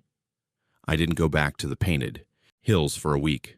I stayed home, tried to process what I'd seen, but I couldn't stop thinking about it. I went through my entire archive again, thousands of photos. The figure had been getting incrementally closer in each one. I'd never noticed because the change was so gradual, a few pixels per day. But when I compared the first photo to the most recent, the progression was obvious. The figure had been approaching my position steadily since March, and now it was close enough that I could see it was me. I forced myself to go back. I had to know what this meant. I drove out to the Painted Hills on a Tuesday morning, set up at my usual spot, took my shots, reviewed them immediately. The figure was there, closer than before. Close enough now that if it were really a person standing out there, I should be able to see it without a camera. But when I looked at the ridge with my eyes, nothing. Only through the camera lens did it exist. I kept going back, every day documenting this impossible thing. The figure got closer in each set of photos. By August, it was close enough that I could see my own expression. I looked terrified in these images. The version of me on the ridge looked absolutely terrified, frozen in place, but clearly panicked. I wasn't feeling terrified when I took these shots, just confused and scared in a manageable way. But the figure looked like it was experiencing pure horror. September came. The figure was less than 100 yards away in my photos now. I could see details I didn't want to see. Scratches on the face version of me, clothes torn, dirt and what might have been blood. The ridge version looked like it had been through something terrible. I looked healthy, fine, standing at my tripod taking pictures, but the version in the photos looked destroyed. Last month, the figure was 50 feet away. I could see my own eyes in the photographs, wide and desperate. The mouth open like screaming, but no sound. Hands reaching forward, not waving, reaching. Like drowning, like trying to grab something. I stopped going every day, started going every few days, then once a week. But the progression continued based on calendar days, not on when I actually photographed. Each day that passed, the figure was closer in the next set of photos I took. 2 weeks ago, I went back. The figure was right behind my tripod position. In the photos, I could see myself standing there, taking pictures with this other version of me directly behind, reaching for my shoulder. Close enough to touch. I could see every detail, every scratch, every tear in the clothing, the absolute terror in the eyes. And I realized the clothes weren't just similar to mine. They were my clothes, but older, worn, like they'd been through months of exposure. I haven't gone back since then, but I know what's going to happen. The figure has been approaching since I started this project. It's been getting closer every single day, and it's me, some version of me that exists in that space, between the landscape and the photograph. I think about Margaret Henderson's Bible, about knowing when something's coming and being unable to stop it. This feels similar. I've been documenting my own approach toward myself, watching myself get closer for months. I deleted every photo yesterday. All of them. Thousands of images, 8 months of work, gone. I threw my camera in a drawer and haven't touched it since. But I know it doesn't matter. The figure isn't in the photos because I took them. The photos just showed me what's been there all along, and whatever's been approaching me since March is still approaching. It doesn't need my camera to exist. The camera just let me see it coming. If you'd been documenting something for months and realized you were photographing yourself getting closer, would you have stopped sooner or kept shooting to see what happened when you finally arrived? My name is Martha, and I've lived in Carlton most of my life. I'm 26 now, moved here when I was 7 after my parents bought a small vineyard on the edge of town. Carlton's tiny, maybe 2,000 people, tucked into the wine country hills south of Portland. Everyone knows everyone, which can be suffocating but also comforting depending on your perspective. I work at one of the local wineries doing hospitality and events. Decent job. Lets me stay in the area. I never had big dreams of leaving. Never felt that restless thing some people feel about small towns. This place always felt like home. About 8 months ago, I got invited to join the Carlton Grange Hall. For anyone who doesn't know, Grange Halls are these old agricultural community organizations, sort of like a fraternal lodge for farming communities. They've been around since the 1800s, mostly focused on supporting local agriculture and community organizing. The Carlton Grange has been operating since 1891. Same building, same traditions. My parents were never members, but my boss Angel at the winery was, and she suggested I join. Said it would be good for networking, meeting more locals, getting involved in community events. I was actually excited about it. The Grange puts on the Harvest Festival every year, organizes the farmers market, does charity work. It felt like a way to put down deeper roots, become more integrated into Carlton beyond just working here. Angel sponsored my membership, and I went through the application process. It was surprisingly formal, references required, a review period, then a vote by existing members. When I got accepted in February, I felt genuinely honored, like I'd been recognized as a real part of the community.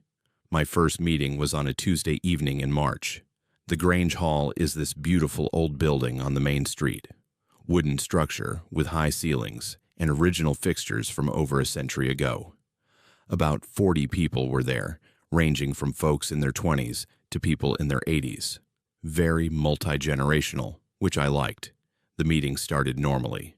Roll call, reading of minutes from the last meeting, treasurer's report, Robert's Rules of Order, everything very proper and procedural. We discussed upcoming events, voted on budget allocations for the farmers market, talked about building maintenance needs. Then the president, a woman named Dallas, who runs one of the bigger vineyards in the area, said we were moving to old business. She said it in this specific tone, slightly more serious, and the whole room changed. People sat up straighter. Conversations stopped completely. Dallas opened this ancient ledger book, the kind with marbled covers and yellowed pages, and started reading from it. She said according to tradition and the needs of the community, it was time to determine which household would take the weight this year. I didn't understand what that meant. I looked at Angel sitting next to me, but she was focused on Dallas, face neutral. Dallas explained that the Grange had maintained a tradition since its founding in 1891, a practice that ensured the prosperity and stability of Carlton's agricultural community. Every year, one member household was selected to bear the weight so that others could flourish. She said it very matter-of-factly, like she was reading a weather report. Then people started nominating households, raising hands, stating names, giving brief justifications. The Hendersons had a good year. Maybe they could handle the weight. The Kowalskis just expanded their operation. Perhaps they had capacity. The Tanners were older. Might be their turn. People discussed this calmly, rationally, like they were deciding who should host the next potluck. Dallas recorded each nomination in the ledger, asked for seconds, followed parliamentary procedure exactly. I still wasn't understanding. I leaned over and whispered to Angel, asked what taking the weight meant. She whispered back that I should just listen, that it would become clear. The discussion continued. Someone pointed out that the Hendersons had taken the weight in 2007, so perhaps they shouldn't be considered yet. Someone else noted that the Kowalskis had young children, which might complicate things. The Tanners, it was mentioned, had already been approached informally and had indicated willingness. Then Dallas asked for clarification on what form the weight would take this year. People started suggesting options. Fire damage to barn structures. The loss wouldn't exceed insurance coverage but would be significant enough. Serious illness requiring hospitalization, nothing terminal but enough to create hardship. Accidental death of a household member, perhaps the elderly father, who was already in poor health. Equipment failure, leading to crop loss. Each suggestion was discussed for feasibility and impact. I felt my stomach turn cold. They were planning tragedies. Sitting in this community hall under fluorescent lights, discussing which family should experience death or disaster, like they were allocating funds for park maintenance. I must have made a sound because Angel put her hand on my arm, squeezed it in warning. I looked around the room. Everyone was participating calmly. These were people I knew, people I'd served wine to, people I saw at the grocery store. They were deciding methodically who would suffer this year. Dallas called for a vote. 3 households were on the ballot. The vote was conducted by secret ballot, little slips of paper passed around. Angel handed me one. I just held it, couldn't write anything. She whispered that I needed to vote, that abstaining would be noticed.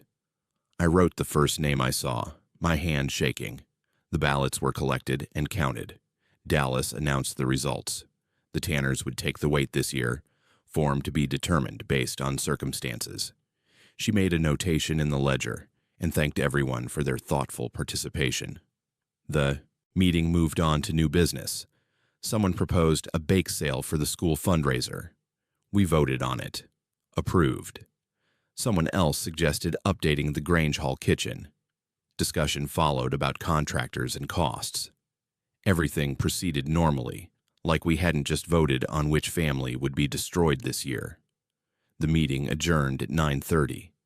People stood around chatting, drinking coffee from the pot in the corner, making plans for upcoming events. I walked out in a daze. Angel followed me to the parking lot, asked if I was okay.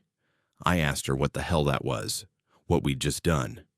She looked around to make sure no one was listening, then said very quietly that this was how Carlton had survived, that the prosperity of the area wasn't luck or good farming practices. It was maintained through sacrifice. One household takes the weight each year, experiences tragedy, and their loss balances the equation. Everyone else prospers. Crops thrive. Businesses succeed. Accidents don't happen. But the balance requires that someone suffers. I said that was insane, that we couldn't just decide to hurt people. Angel said we weren't deciding to hurt anyone. We were choosing who would bear the naturally occurring hardships that would happen anyway. Someone's barn was going to burn down somewhere. Someone was going to get sick. Someone was going to die. The Grange just concentrated those inevitable tragedies into one household, protecting all the others. She said it had worked for over 100 years, that Carlton had never experienced the kind of widespread agricultural failures that plagued other regions. No droughts, no infestations, no economic collapses, because the weight was being properly distributed. I told her I wanted out, that I didn't agree to this, that this was crazy. She got very serious. She said I'd been voted in, that my name was in the ledger. She pulled out her phone, showed me a photo of a page. The ledger had lists of names going back to 1891, births, deaths, membership dates. And there was my name, Martha Reyes, added February 2024. She scrolled down to show me other names, pointed out dates next to some of them. Death dates. She showed me one name, a woman who'd tried to leave the Grange in 1987. Her date was listed as 3 months after she quit. Angel asked if I understood. I got in my car and drove home. Didn't sleep that night. I pulled up everything I could find about Carlton's history, about the Grange, about the families who'd been here for generations. The prosperity was real. Carlton had thrived through periods when other agricultural communities struggled. The wine industry here was incredibly successful. Fewer crop failures than neighboring regions. Property values stayed stable. The community was tight-knit, supportive. It looked like an ideal place from the outside. But I started tracking deaths and disasters. Old newspaper archives, obituaries, property records. Every year, for the past 130 years, there was a spike in tragedy for one specific family. Barn fires, fatal accidents, sudden illnesses, always concentrated, always devastating, always hitting one household while the rest of the community carried on untouched. The pattern was undeniable once I looked for it. 3 weeks after that meeting, I heard that Thomas Tanner had died. Heart attack while working in his vineyard, 64 years old. His son discovered the body. The funeral was well attended. People brought casseroles, offered condolences, helped the family with the harvest work that couldn't wait. Everyone was appropriately somber and supportive. 2 weeks later, the Tanner's storage barn caught fire. Electrical issue, the fire department said. Total loss of equipment and stored wine. Insurance would cover most of it, but the emotional toll after just losing Thomas was visible on his widow's face at the Grange meeting, where members voted to organize a fundraiser to help them. I stood in that meeting watching people who'd voted to destroy the Tanners now organizing charity for them. The cognitive dissonance was overwhelming, but everyone else seemed fine with it. This was just how things worked. You took your turn, the community supported you through it, and then life went on. I stopped going to meetings. Angel called me several times, said my absence was noticed, that I needed to fulfill my membership obligations. I ignored her. I thought about moving away, just leaving Carlton entirely. But I kept thinking about that ledger, my name written in it, the dates next to the names of people who'd tried to leave. Last month, the Grange held elections for next year's officers. I got a letter in the mail informing me I'd been nominated for secretary. The position involved maintaining the ledger, recording the decisions, documenting who would take the weight each year. The letter said this was an honor, that new members were rarely given such responsibility so quickly. It said my participation was expected. I went to that meeting, sat in the back, watched them vote. I was elected unanimously. Dallas came over afterward, handed me the ledger, said she'd train me on the proper procedures. The book was heavy, leather-bound, filled with over a century of careful handwriting. She opened it to show me the current year's entry. The Tanners, weight taken, obligations fulfilled. Then she turned to a page near the back where new entries were made. She showed me the list of current members, pointed to my name. Next to some names were small marks, notations I didn't understand. Dallas explained that some members were noted as having greater capacity to bear weight. Young, healthy, no dependents. She said that first-year members often fell into this category. She said that next year's selection would happen in March, that as secretary, I'd be responsible for the proper recording of nominations and votes. She said it was important work, maintaining the tradition that kept Carlton prosperous. Then she pointed to my name in the ledger, and I saw there was a small notation next to it, a mark indicating I was eligible for selection. I'm writing this in December. The March meeting is 3 months away. I don't know what to do. If I run, I don't know if I can escape whatever enforcement mechanism keeps people tied to this place. If I stay, I might be voted to take the weight next year. Angel told me that participating, being a good member, showing commitment to the community reduced the likelihood of being selected. But there are no guarantees. The thing that haunts me most is how normal everyone is outside of those meetings.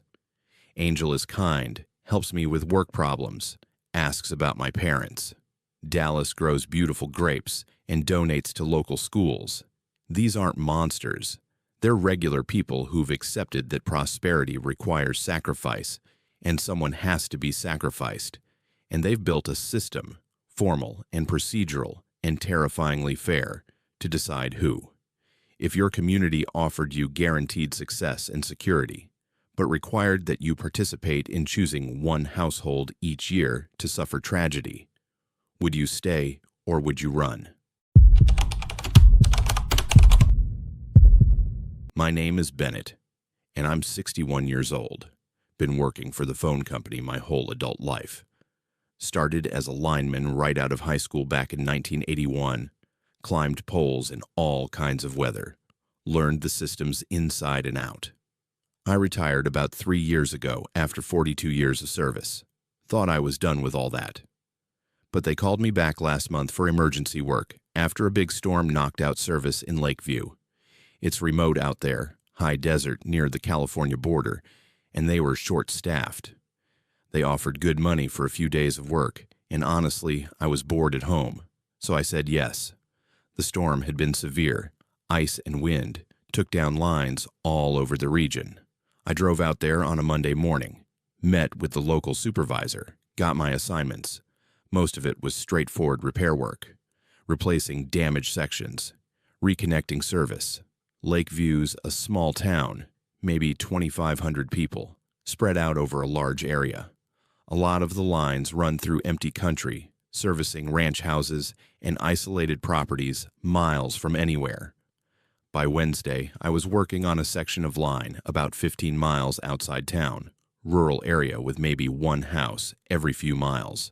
The damage was extensive, whole sections of line down, poles snapped. I was up on a pole splicing connections when I heard something strange, voices, coming through the line even though it was dead, no power running through it yet. I've worked phones for 4 decades.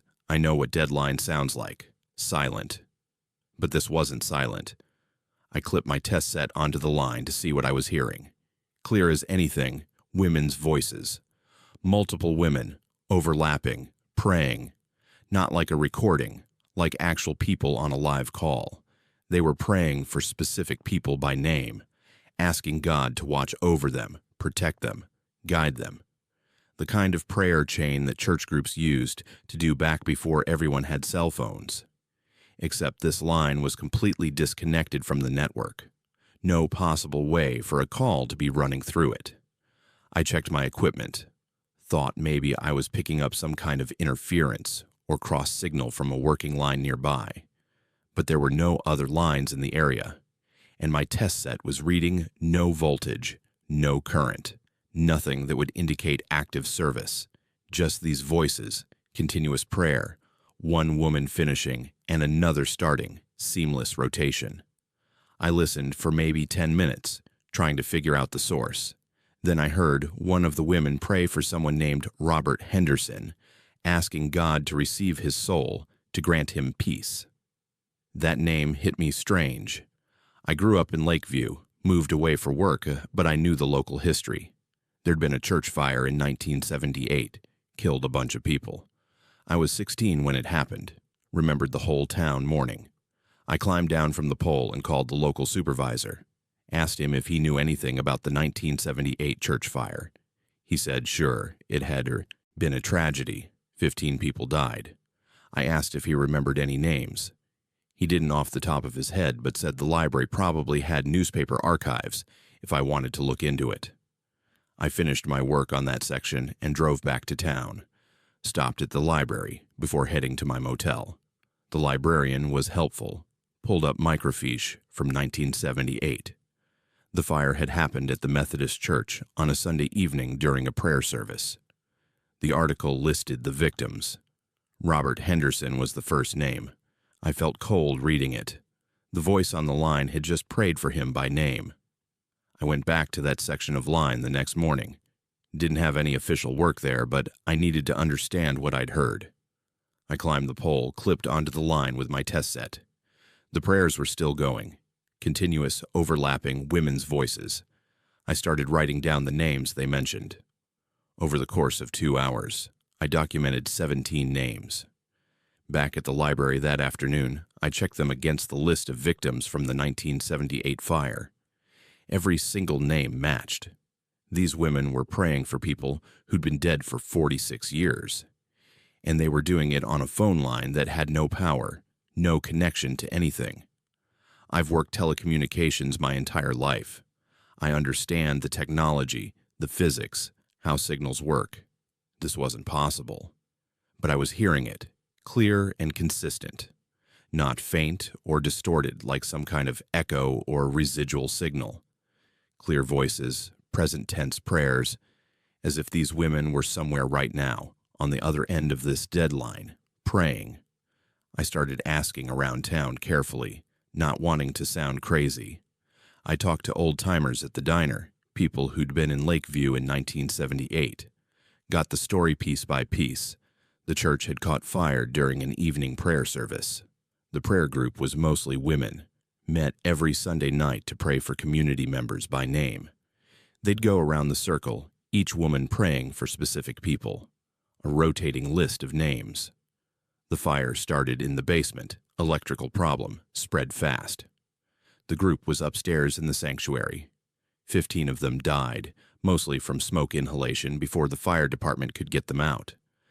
I asked if any of them had been named something that would help me identify individual voices. Nobody remembered specific names of the prayer group members.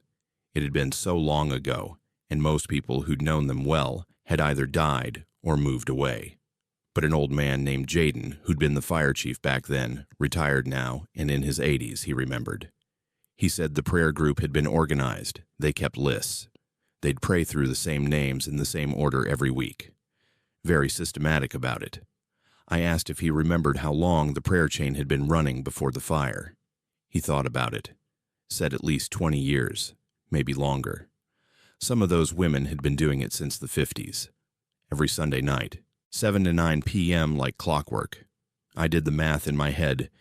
If they'd been praying for the same people in rotation since the 50s, and they died in 1938, and I was hearing them now in 2024, that was 46 years of prayers continuing after death. I went back to the line again. This time I brought a recorder, documented everything. The prayers continued, same rotation of names, same format. I timed it. Each woman prayed for about 3 to 5 minutes, then the next woman started. Seamless transitions, no gaps, no pauses. I counted 9 distinct voices cycling through. I recorded for 4 hours, got 2 complete rotations of the prayer chain, 17 names, 9 women praying for them. That night in my motel room, I listened to the recordings with headphones, really focused on them. The prayers were specific, not just asking God to watch over these people, but prayers tailored to individual circumstances. Robert Henderson, they prayed for his heart condition. Sarah Martinez, they prayed for her struggling marriage. Thomas Wright, they prayed for his business troubles. Personal, detailed prayers, like these women, knew these people intimately. And every person they prayed for had died in that fire in 1978. I researched the victims more thoroughly, found obituaries, old newspaper articles. Robert Henderson had heart problems, died of cardiac arrest during the fire. Sarah Martinez had been going through a divorce, public record from 1977. Thomas Wright had owned a hardware store that was struggling financially, according to business filings. The prayers matched the circumstances of these people's lives at the time of their deaths. These women were praying for the living concerns of people who've been dead for decades, in the present tense, continuously. On my second week there, I was working on a different section of line about 10 miles from the first location. Dead line, no service, same situation. I tested it out of curiosity. The prayers were there too. Same voices, same names, same rotation. The prayer chain wasn't localized to one section of damaged line. It was in multiple locations. I started testing every dead line I worked on. Small sections, completely disconnected pieces. The prayers were in all of them. Anywhere there was phone line with no active service, if you listened, you could hear the prayer chain running. I talked to the local supervisor, tried to explain what I was finding. He looked at me like I'd lost my mind. Said I was probably hearing crosstalk from active lines, that sometimes signals could bleed over. I showed him my test equipment readings. No voltage, no current, no possible source for a signal. He suggested maybe I needed some rest, that the altitude out here could affect people. I dropped it.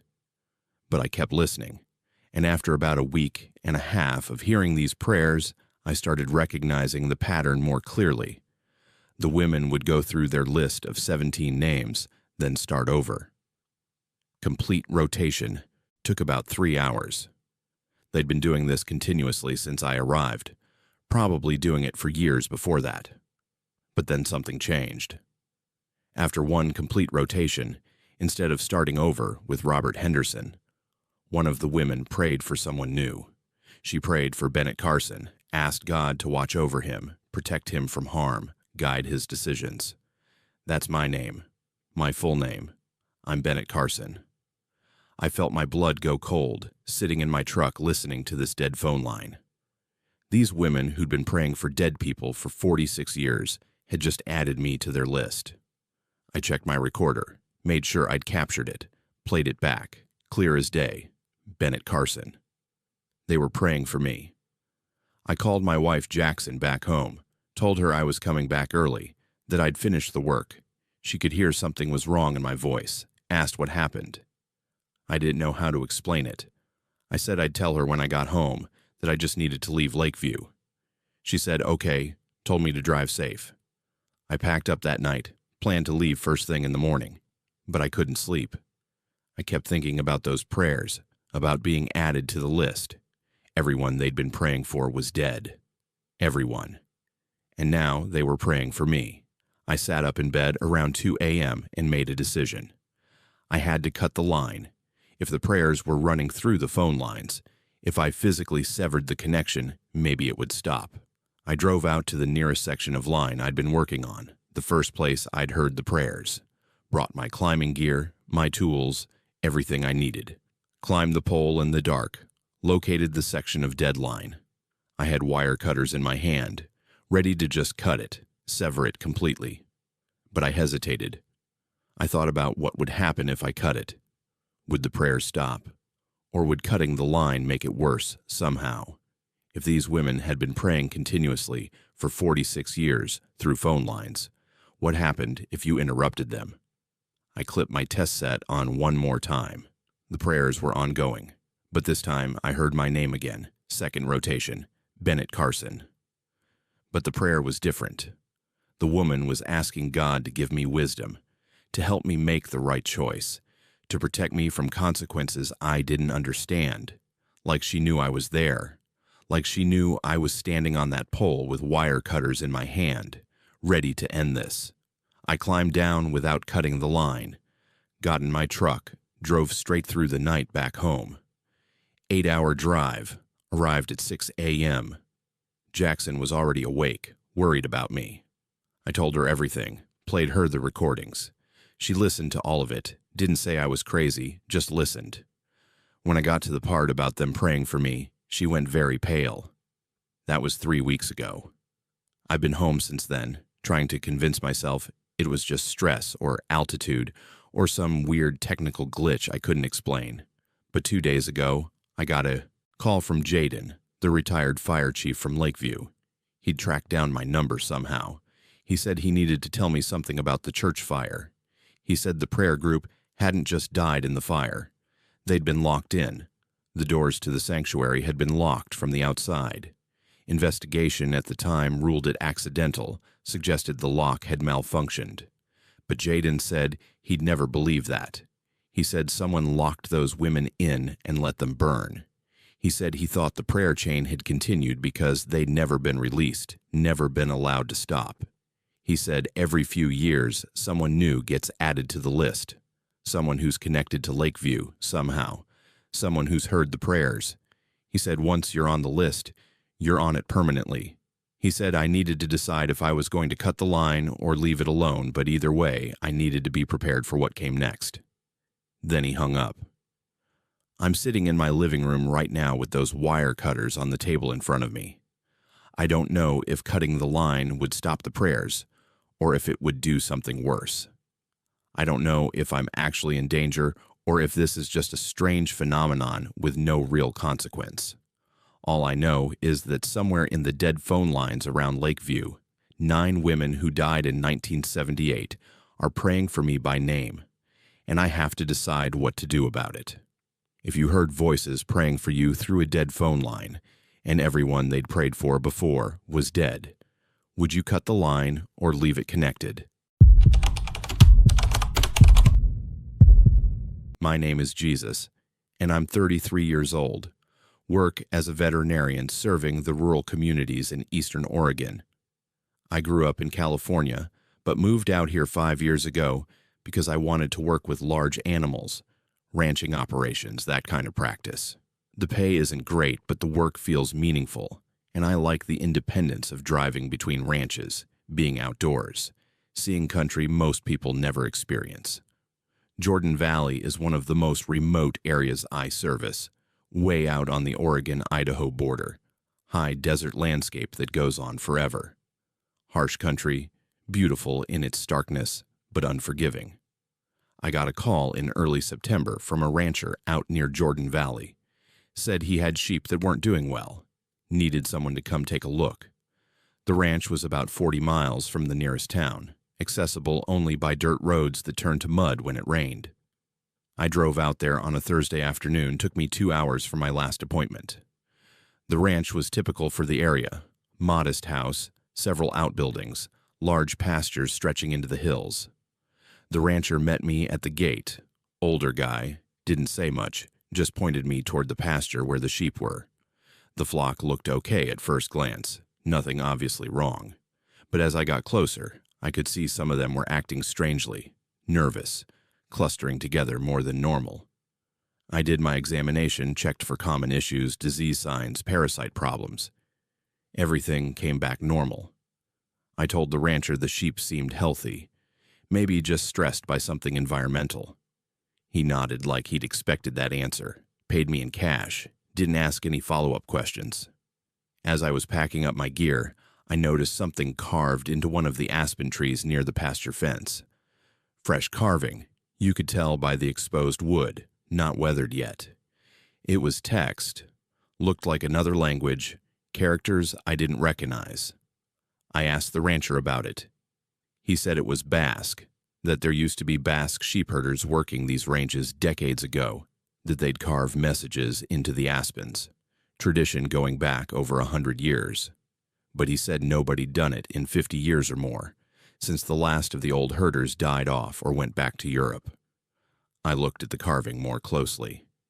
It definitely looked fresh, maybe a few days old at most. I took a photo of it with my phone, thought it was interesting, unusual. The rancher saw me photographing it and got quiet. Asked why I was taking pictures. I said just curiosity, that I'd never seen Basque carvings before. He told me not to worry about it, that it was probably just some tourist playing around. But his tone suggested he didn't believe that. I left the ranch and thought nothing more about it until the next week when the same rancher called me back. Said he needed me to come out again, that the sheep were acting worse. I drove out the following Tuesday.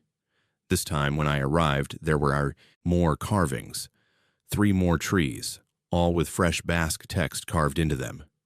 The rancher looked exhausted, said he'd been checking the property every morning, and the carvings kept appearing overnight. He'd even tried staying up to watch, but he never saw anyone. The carvings just showed up. I examined the sheep again. Still nothing physically wrong with them, but their behavior had definitely changed. They were avoiding certain areas of the pasture, clustering as far from the tree line as possible, clearly agitated. I told the rancher I didn't know what to tell him about the carvings, that maybe he should call the sheriff if he thought someone was trespassing. He said he'd already done that the sheriff had come out, looked around, found nothing. No footprints, no tire tracks, no evidence anyone had been on the property. Over the next month, I got called back to that ranch 4 more times. Each time there were new carvings, closer to the ranch house. The text was always in Basque, always on aspen trees, always fresh. The rancher started showing me the progression, had photographed each one with dates. The carvings had started way out near the property boundary in early September. Now, in October, they were within 100 yards of the house. He said whatever was doing, this was getting closer. I'm not superstitious by nature. I'm a scientist, trained to look for rational explanations. But this was strange enough that I started researching Basque sheepherder traditions, found out that the herders had been a significant part of Oregon and Idaho ranching history, brought over to work the remote ranges because they had experience with high desert conditions. They'd lived in isolation for months at times, just them and the sheep, and they'd carved messages into aspens as a way to communicate, leave records, mark territory. It was their version of social media before phones existed. I found a Basque cultural center in Boise, called them, asked if anyone there could translate text from photographs. They connected me with an older man named Ace, who'd grown up speaking Basque, whose grandfather had been a sheep herder in this region. I sent him the photos I'd taken. He called me back 2 days later, sounded shaken. He said the carvings were warnings, messages about something in the hills, something dangerous that was coming. The early carvings, the ones from September, said things like, "It watches from the ridges," and "Keep the flocks close." The more recent ones were more urgent. "It comes at night," and "Don't trust the silence." I asked Ace what "it" referred to. He said he didn't know, that the messages weren't specific, but the tone was clear. Whoever carved these was afraid and trying to warn someone. He asked where I'd gotten the photos. I told him about the ranch, the progression of carvings getting closer to the house. He was quiet for a long time. Then he said something that made my skin crawl. He said his grandfather used to talk about these old herders, believing the land itself could be hostile, that some places in the high desert had things in them that predated human presence. The herders would leave if they felt a place was wrong. They wouldn't argue or try to fight it. They'd just pack up and move to different ranges. I didn't tell the rancher any of this. I didn't know how to explain that the warnings carved into his trees were about something potentially supernatural without sounding crazy. But I kept getting calls. The sheep were getting worse, refusing to graze in certain areas. Some of them were dying for no medical reason I could determine. And the carvings kept appearing, now on trees right next to the ranch outbuildings. In late October, I got a call at 2 a.m. The rancher, his voice panicked, said I needed to come out right away. Something had happened to the sheep. He didn't know what, but it was bad. I threw on clothes and drove out there through the dark, arrived around 4:30 a.m. The sun wasn't up yet. The rancher met me with a flashlight, led me out to the pasture. 30 sheep were dead. Not attacked, not torn apart, just dead. Lying in a rough circle in the middle of the pasture, like they'd gathered there, and all died at once. I examined several of them by flashlight. No wounds, no signs of trauma, no foam at the mouth that would indicate poisoning. They just died, all at once, in a perfect circle. The rancher was barely holding it together. He said he'd heard the sheep making noise around midnight. Unusual bleeding. Had come out to check on them. They were running in circles, panicked, clustering together. He'd watch them form this circle and then just drop, all of them, within seconds of each other. He'd run back to the house and called me. I told him I didn't know what could cause this.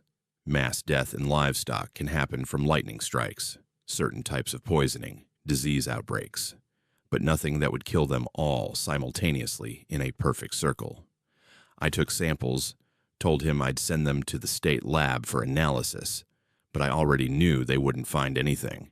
This wasn't a medical phenomenon. As the sun came up, the rancher showed me the newest carving. It was on a tree right next to the barn, must have appeared during the night while we were dealing with the dead sheep. Ace had given me his number, told me to call if there were more carvings. I photographed this one and sent it to him immediately. He called back within 10 minutes. His voice was tight when he answered. He said the carving translated to, "It learns. It carves now, don't trust the trees." I read that translation to the rancher. He looked at the carving, then looked at me. He said something I'll never forget. He said the handwriting on this one was different. He'd been documenting all the carvings for weeks, knew what they looked like.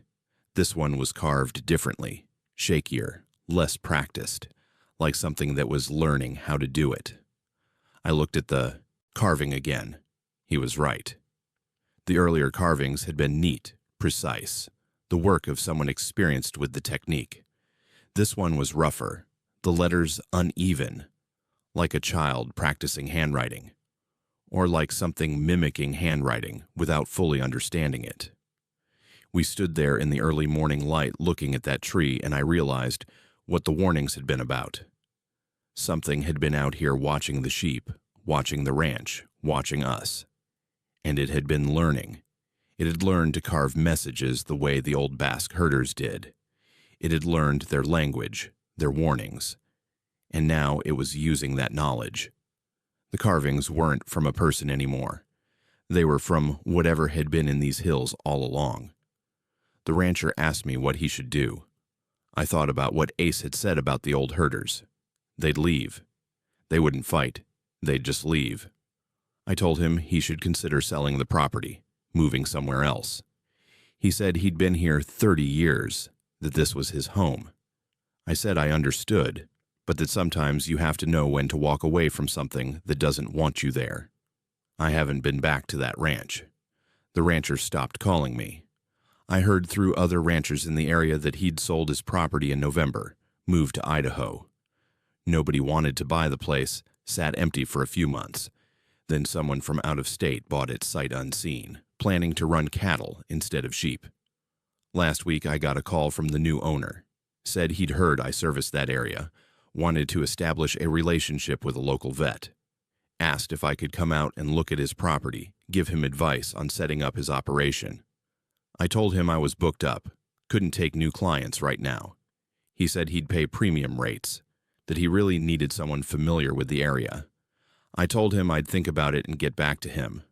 I won't go back. I know what's out there, and I know it's still learning. The last message carved into those trees said not to trust them. That means it knows we've been reading them, knows we understand. It's aware of us in the same way we're aware of it now. And I don't want to know what it does next, what it learns next. Some things should be left alone in the high desert. Some places should stay empty. If something started imitating human warnings to communicate with you, would you stay and try to understand it, or would you run before it learned too much?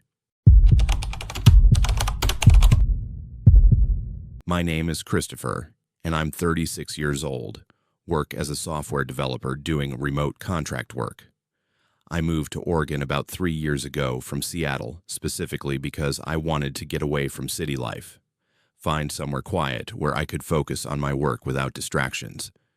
I ended up in Oak Ridge, this small town in the Cascade Range, population maybe 3,000, surrounded by national forest. It's beautiful, isolated, exactly what I was looking for. I bought a small house on the edge of town, set up my office, settled into a routine that worked for me. I'm not particularly social, never have been. I do my work, go for hikes, keep to myself mostly. I'd been living here about 6 months when the wildfires started getting bad in the summer of last year. Oregon has fire season every year, but 2023 was particularly severe. The smoke got thick in July, that heavy gray haze that blocks out the sun and makes the air smell like a campfire. You couldn't go outside without your eyes burning, couldn't breathe properly. Everyone was checking the air quality index constantly, wearing masks when they had to go out.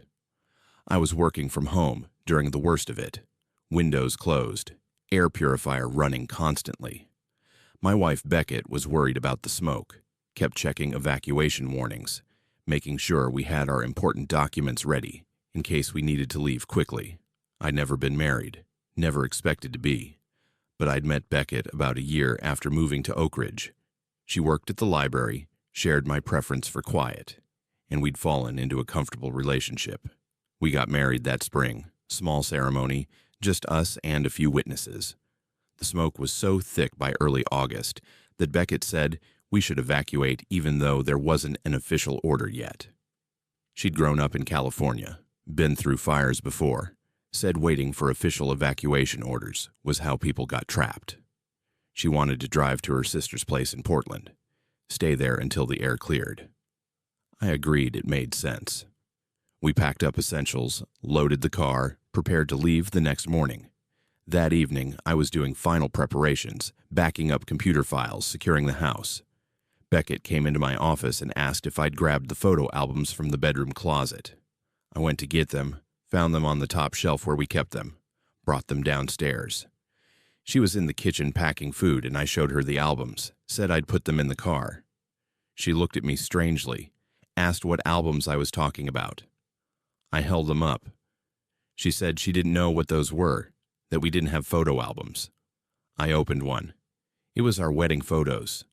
Pictures of us at the courthouse, at the small reception we'd had afterward, candid shots from our honeymoon camping trip. I showed her. She looked at the photos, then at me, and said very carefully that she didn't understand what I was showing her, that we weren't married, that she didn't know who the woman in the photos was, but it wasn't her. I felt my stomach drop. I looked at the photos again. The woman in them looked exactly like Beckett. Same face, same dark hair, same way of standing. But Beckett was looking at these photos like she'd never seen them before. I asked her what she was talking about, reminded her we'd gotten married in April, that these were our wedding photos. She backed away from me, said maybe the smoke was affecting me, that I should sit down. She said she wasn't married, had never been married, that she didn't know why I was saying these things. I looked at my left hand. I was wearing a wedding ring. I held it up, asked her about the ring. She said I wasn't wearing a ring, that my hand was empty. I looked down. The ring was right there, gold band, exactly where it should be. But she couldn't see it. Or she was saying she couldn't see it. I asked her to feel it, to touch my hand. She reached out hesitantly, touched my ring finger. She said there was nothing there. I went to our bedroom, to her side of the closet. Her clothes were there, all her things. I pointed at them, asked her to explain them if we weren't married. She followed me into the bedroom and looked genuinely confused. She said this wasn't her house, that she lived in an apartment above the coffee shop downtown. She said she didn't know why I was acting like this, but it was scaring her. She asked if she should call someone. I pulled out my phone, showed her photos of us together. Dozens of them from the past year. Us hiking, cooking together, sitting on the couch. She looked at the photos, her face going pale. She said those weren't real, that she'd never posed for those photos, that this didn't make sense. She asked me where I'd gotten pictures of her. The smoke outside was getting thicker. The sky had that orange quality that meant the fire was getting closer. I sat on the bed trying to understand what was happening. Beckett stood in the doorway, looking at me like I was a stranger, like she was afraid of me. I asked her what she remembered.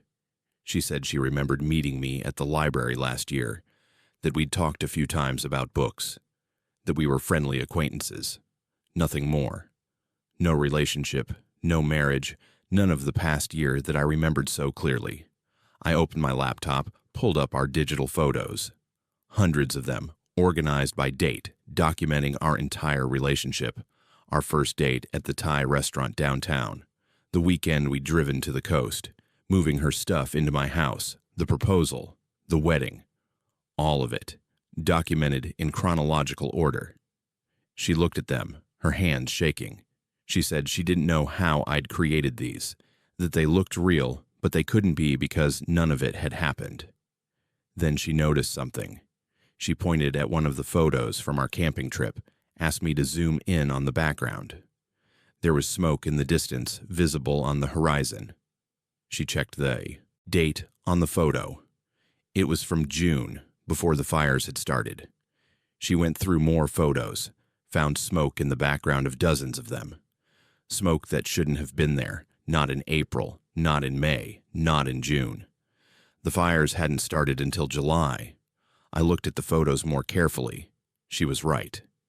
There was smoke in all of them, subtle but present, like it had been there the whole time. But I didn't remember smoke. I remembered clear days, blue skies, the photos looking normal when I'd taken them. Now they all had this gray haze in the background that I swore hadn't been there before. Beckett said she needed to leave, that something was very wrong, that she was going to go home and I should maybe see a doctor. I asked her to wait, to just sit with me for a minute and try to figure this out. She hesitated but sat down on the edge of the bed, keeping distance between us. I asked her to tell me everything she remembered about knowing me. She said we'd met at the library maybe 10 times over the past year, always brief conversations, nothing personal. She said I seemed nice but private, that she didn't know much about me. I described our first date to her, the exact table we'd sat at, what we'd ordered, The conversation we'd had. She listened with this horrible expression on her face. When I finished, she said the conversation had happened. She remembered it. But it had been at the library, not at a restaurant. We'd been standing by the new releases section, and we'd talked about books for maybe 20 minutes. The words I was describing, the topics, they matched her memory. But the location was different. The context was different. We spent the next hour going through my memories. Every time I described something that had happened between us, she'd remember a version of it. But in her version, we were always just acquaintances having brief interactions. In my version, we were a couple building a life together. The conversations were the same. The moments were the same, but the relationship was different. The smoke outside got worse. The evacuation alert came through on both our phones. Level 2, be ready to leave immediately. Beckett stood up, said she had to go, that she needed to get to her apartment and pack. I asked her where her apartment was. She gave me an address. I walked to my office, pulled up our rental history on my computer. I'd helped her break her lease on that apartment in May when she moved in with me. I showed her the documentation. Lease cancellation, move-out inspection report, final utility bills. All in her name.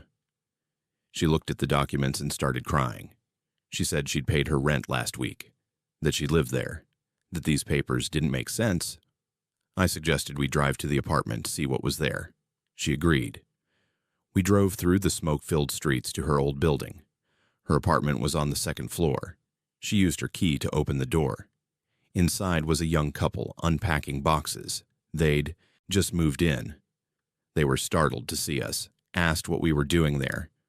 Beckett asked them how long they'd lived here. They said they'd signed the lease 2 months ago, moved in last week. Previous tenant had left in May. Place had been vacant for a few months. We left them confused and went back to the car. Beckett was shaking. She said she didn't understand what was happening, that her memory and the physical evidence didn't match. I drove us back to my house. Our house, I kept thinking, but I didn't say it. Inside, I showed her more evidence. Mail addressed to both of us. Her name on the mortgage I'd refinanced in June to add her. Her driver's license with this address on it. She pulled out her wallet, checked her license. It showed her old apartment address. But the license I found in her desk drawer showed my address. She held both licenses side by side. Both looked legitimate. Both had the same photo, same license number. Different addresses. The smoke was making everything surreal. The orange light coming through the windows, the smell permeating everything despite closed doors and windows. Beckett sat on the couch and asked me what I thought was happening. I said I didn't know.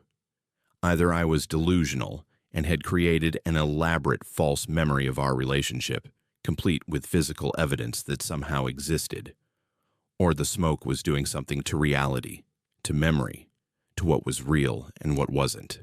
She asked me if I loved her. The woman I remembered. I said yes. She said the man she knew from the library, the one she'd had brief, pleasant conversations with. She'd always thought she could maybe care about him if they'd ever really talked. But we never had. Not really.